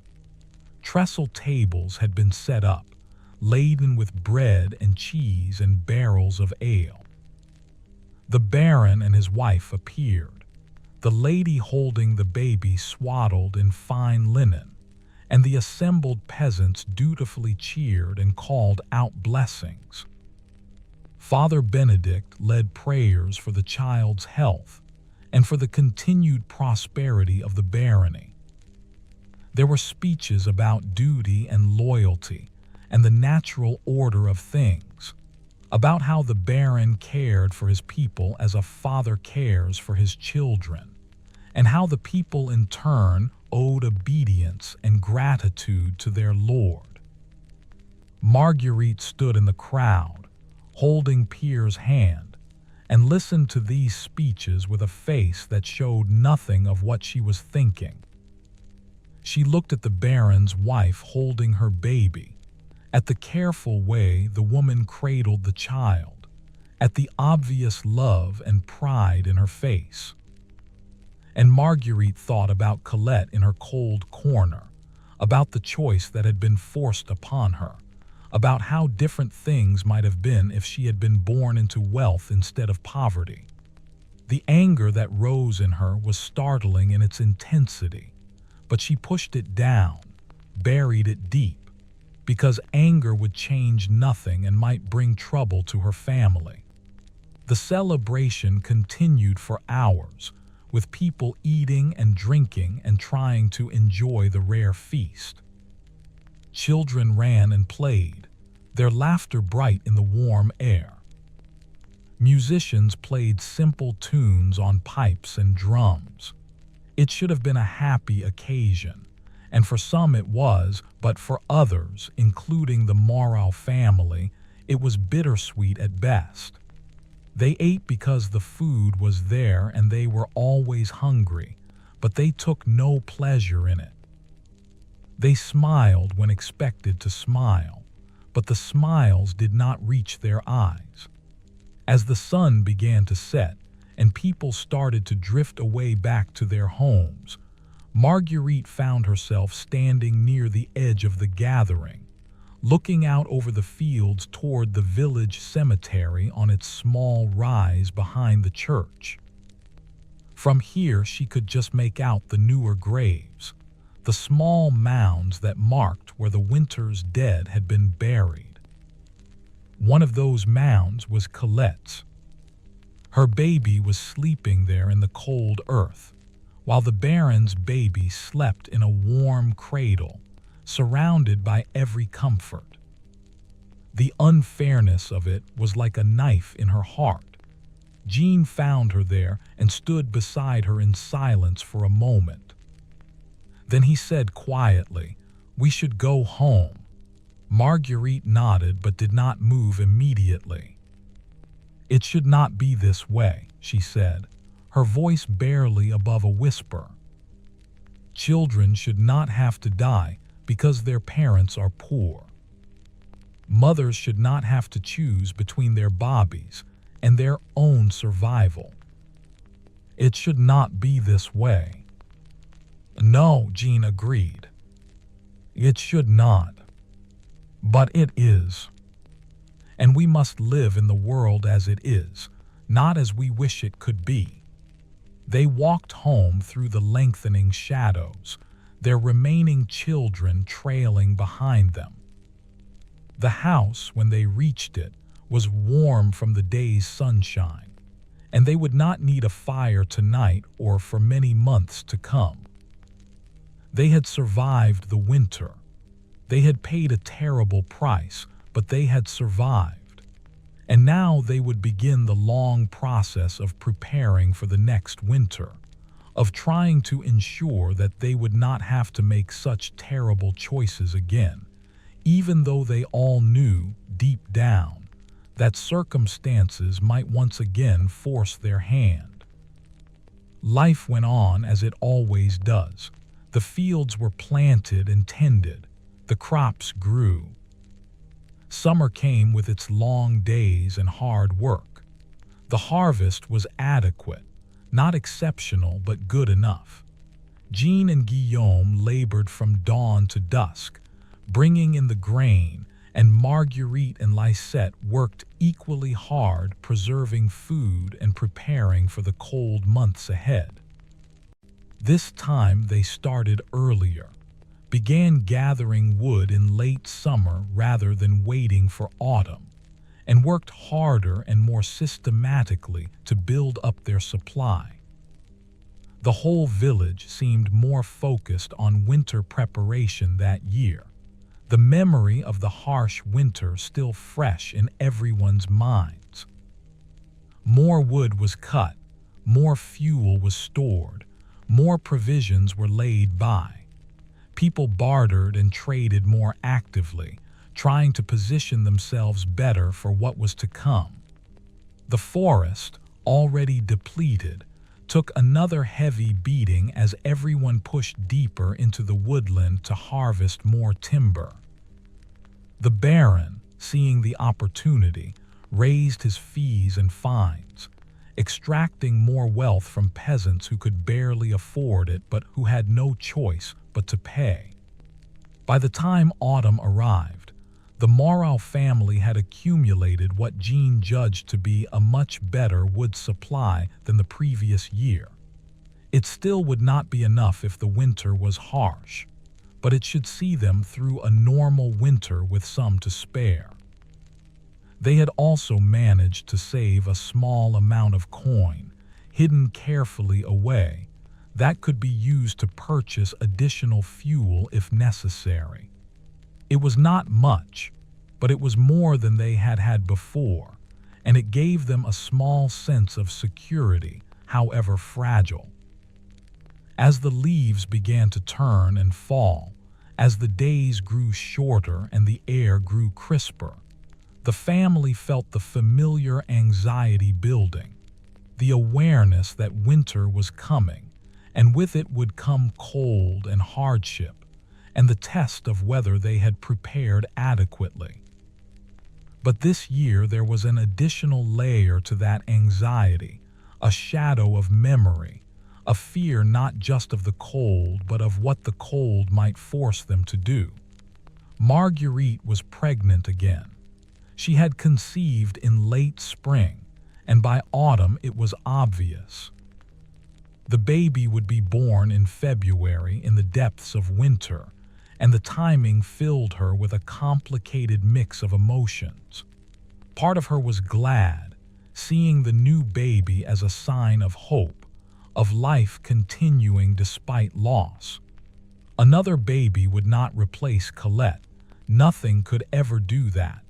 But it would fill some of the emptiness, would give her something to love and nurture and protect.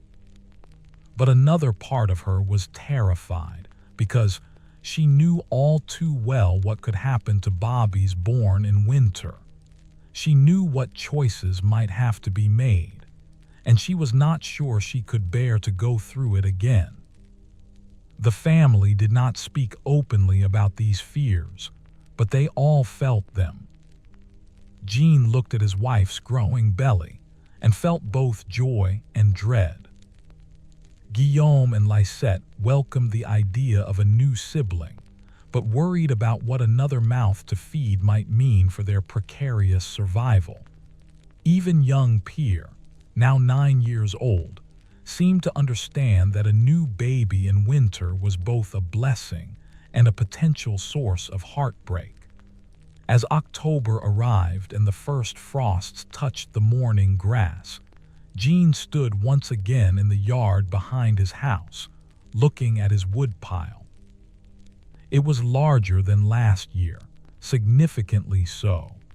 He allowed himself a small measure of satisfaction at that achievement, but he also knew that nothing was certain, that a harsh winter could consume any amount of fuel, that the choices they had faced before might come again. He thought about the baby that would be born in a few months, thought about holding another infant in his arms, and he prayed, to God, to fate, to whatever forces govern the world, that this winter would be kinder, that they would not have to face those impossible choices again. Inside the house, Marguerite was preparing the evening meal, her hands moving through the familiar tasks automatically while her mind was far away. She was thinking about Colette, as she did every day, wondering what her daughter would have been like at 3 years old, what words she would have been saying, what games she would have been playing.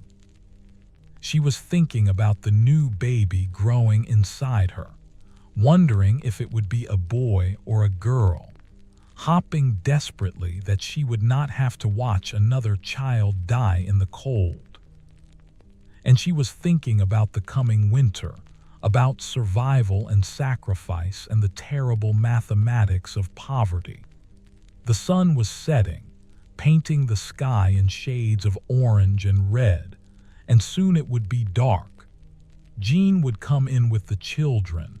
They would gather around the hearth for their evening meal. They would share the warmth of fire and family for another day. Tomorrow the same routines would repeat, and the day after that, and on through the autumn and into winter, and, if they were lucky and strong and perhaps blessed with a bit of mercy from an indifferent universe, through to another spring. This was life in medieval Montclair in the year 1347, in a world where warmth was a luxury, where survival required impossible choices, where love sometimes meant letting go, and where families like the Morrows did what they had to do to endure, carrying their losses and their guilt through all the days that followed, generation after generation, in the long, cold centuries before the modern world changed everything.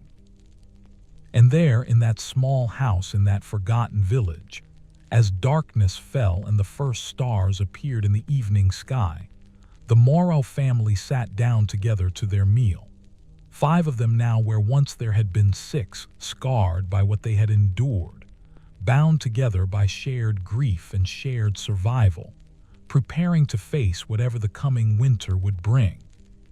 The story of the Morrow family, and of countless families like them across medieval Europe, does not have a tidy ending, because life rarely does. There is no moment of revelation, no sudden change that makes everything all right, no divine intervention that erases the pain of what happened. There is only the continuation of days, the turning of seasons, the persistent struggle to survive in a world that offers no guarantees and few mercies. Winter came again to Montclair, as everyone knew it would. The first snows fell in late November, earlier than the previous year, and hearts sank throughout the village. But this winter, perhaps by chance or perhaps by some meteorological mercy, proved less severe than the one before. The temperatures were cold but not brutally so. The snows came but melted between storms, never accumulating to the depths of the previous year. The wood that families had so carefully hoarded lasted longer, stretched farther, and proved adequate where it had failed before. In February, during a brief warm spell when icicles dripped from the eaves and the air felt almost spring-like, Marguerite gave birth to a son. The labor was hard, as all her labors had been, but she was strong and the baby was healthy, emerging into the world with a lusty cry that filled the small house with sound and life. They named him Thomas, and when Marguerite held him for the first time, looking down at his tiny, perfect face, she felt a complicated rush of emotions. Love, fierce and immediate, but also fear, because she knew how fragile life was, how easily it could be taken away. This time, though, circumstances were kinder. The winter remained mild enough that their fuel supply held out. Thomas stayed warm, fed well, thrived in a way that Colette had not been able to. He slept in the cradle that Jean had reassembled, the same cradle that had held all their children, now given new purpose. Marguerite kept him close to the fire, held him often, nursed him frequently, and allowed herself to bond with him fully in a way she had been afraid to do at first, terrified that she might lose this baby too. As spring arrived and the world thawed once again, as the danger passed, and it became clear that they had all survived, Marguerite finally allowed herself to breathe fully, to hope that perhaps the worst was behind them. Thomas grew into a fat, happy baby, and his presence brought a lightness back to the household that had been missing since Colette's death. He could not replace his sister. No child could ever replace another, but he represented hope and renewal, proof that life continued despite loss. Pierre, now old enough to be a helpful older brother, doted on the baby, playing with him, making him laugh, finding in Thomas a focus for the love he had lost when Colette died. Lisette helped care for him with a tenderness that spoke of her own grief and healing. Guillaume, growing ever more into manhood, took pride in having another brother, someone to teach and protect. And Jean and Marguerite, watching their family slowly knit itself back together around this new life, felt a cautious gratitude for having survived and for being given another chance. But the shadow of what had happened never fully lifted.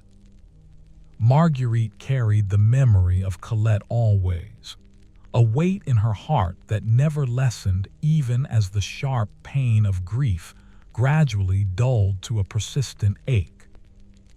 On Colette's birthday, she would walk to the small grave in the cemetery and sit there for a while, speaking silently to her daughter, telling her about Thomas and about the family's life, maintaining that connection across the barrier of death.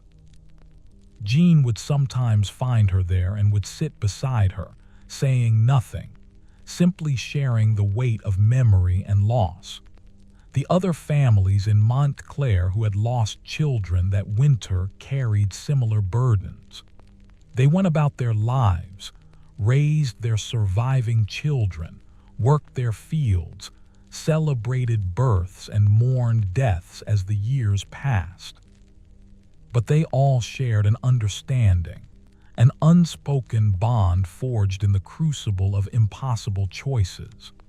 When they met in the village square or at church, they would exchange glances that conveyed whole conversations without words, acknowledgments of what they had endured, recognition of the prices they had paid, silent affirmations that they had done what they had to do. The system that had governed their choices, that ancient, unwritten code of survival, continued unchanged.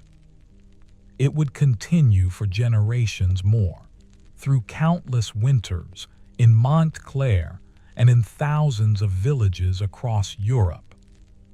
The fundamental problems remained unsolved: poverty, scarcity, the concentration of resources in the hands of the few while the many struggled. The forest continued to shrink. Wood remained scarce and expensive. Winters continued to kill, and families continued to make terrible choices, and the cycle repeated endlessly. Father Benedict grew old and was eventually replaced by a younger priest, who in turn grew old and was replaced. Baron Rolf died and his son inherited the title and the lands, and nothing fundamental changed in how the barony was administered. Guillaume eventually married a girl from a neighboring village and started his own family, inheriting his father's plot of land and taking on the same burdens and responsibilities that Jean had carried. Lisette married well, to a craftsman in a nearby town, and escaped the worst of peasant poverty, though she never forgot where she came from or what she had witnessed. Pierre grew strong and capable, becoming his aging father's primary support in the fields. And Thomas, who had been born in that second winter, and who would never know the sister he had replaced, grew up hearing stories about Colette, learning about the aunt who had died before he was born. Marguerite made sure all her children knew about Colette, that her memory was preserved and honored, that she was not forgotten even though her time in the world had been so brief.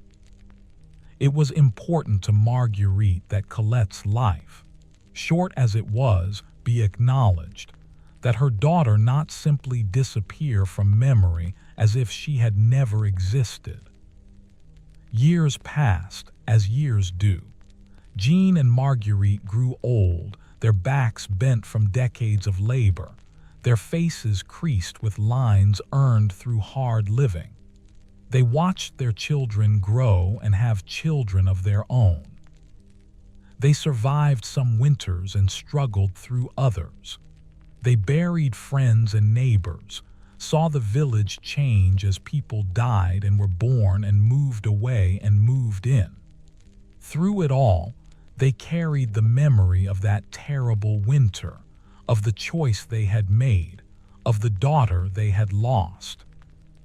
On a spring evening many years later, when Jean was perhaps 60 years old, ancient by medieval standards, and Marguerite was not much younger, they sat together outside their house watching the sunset, much as they had done countless times before. Their hands, weathered and scarred from a lifetime of work, were clasped together, and they sat in comfortable silence, the kind of silence that only comes from decades of shared life. "Do you think we were wrong?" Marguerite asked suddenly, breaking the long quiet. "About Colette. Do you think we could have done something differently?" Jean was silent for a long moment, considering. They had lived with this question for years, had revisited it countless times in their own minds, but had rarely spoken of it aloud. "I don't know," he finally said. Perhaps if we had shared the cold more equally, if we had all suffered together, she might have survived. Or perhaps we would all have died. There is no way to know what might have been. "I still see her sometimes," Marguerite said softly. "In dreams. She is warm and laughing, playing in the sunshine. She is always 3 years old, the age she would have been if she had lived through that winter. I want to believe she is happy wherever she is." Jean squeezed her hand. "She is at peace. She must be. She suffered enough in life. Surely God grants peace to innocent souls who suffered through no fault of their own." "Do you think God understands?" Marguerite asked. "Do you think he forgives us for what we did?" "I don't know," Jean said honestly. "I hope so. We did what we thought we had to do. We tried to save our family. If God is just, he must understand that. If he is merciful, he must forgive." They sat in silence again, watching as the sun touched the horizon and the sky blazed with color. In the distance, they could hear children playing, their voices carrying on the evening air. Their grandchildren, a new generation growing up in the same hard world, facing the same struggles, probably destined to make the same impossible choices when their time came. "I would do it again," Marguerite said finally, her voice barely audible. "If I had to. If it meant saving the others, I would make the same choice." "Does that make me a monster?"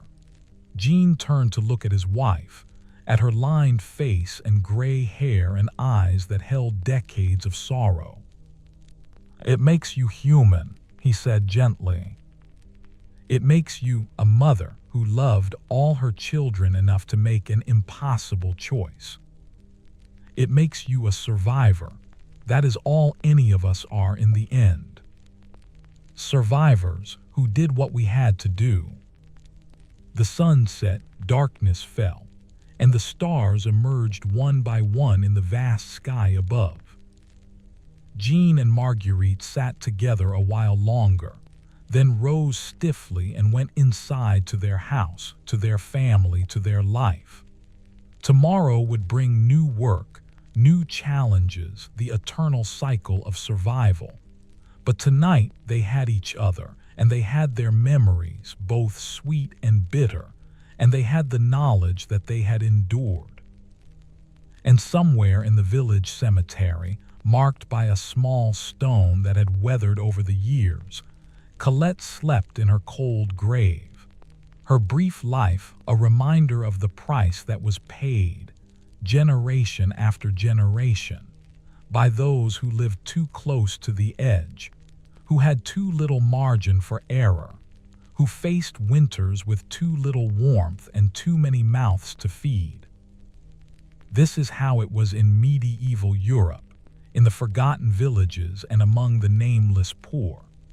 This is the reality that history books rarely capture, the intimate tragedies that unfolded in countless small houses, the impossible mathematics of survival, the choices that no one should have to make, but that people made anyway because they had no alternative.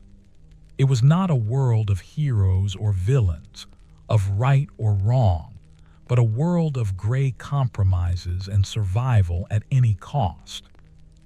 The Morrow family's story is one story among millions, most of which were never recorded, never written down, lost to history like tears in rain.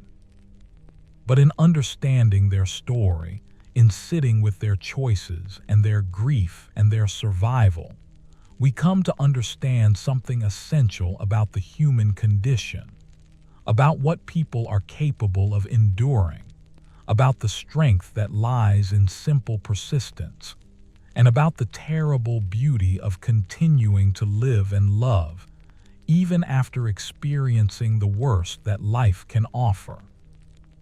As you drift toward sleep tonight, warm in your bed, protected from the cold by technology and infrastructure that medieval peasants could never have imagined, remember the Morrows and the countless families like them. Remember that the comfort we take for granted was bought with centuries of suffering and sacrifice.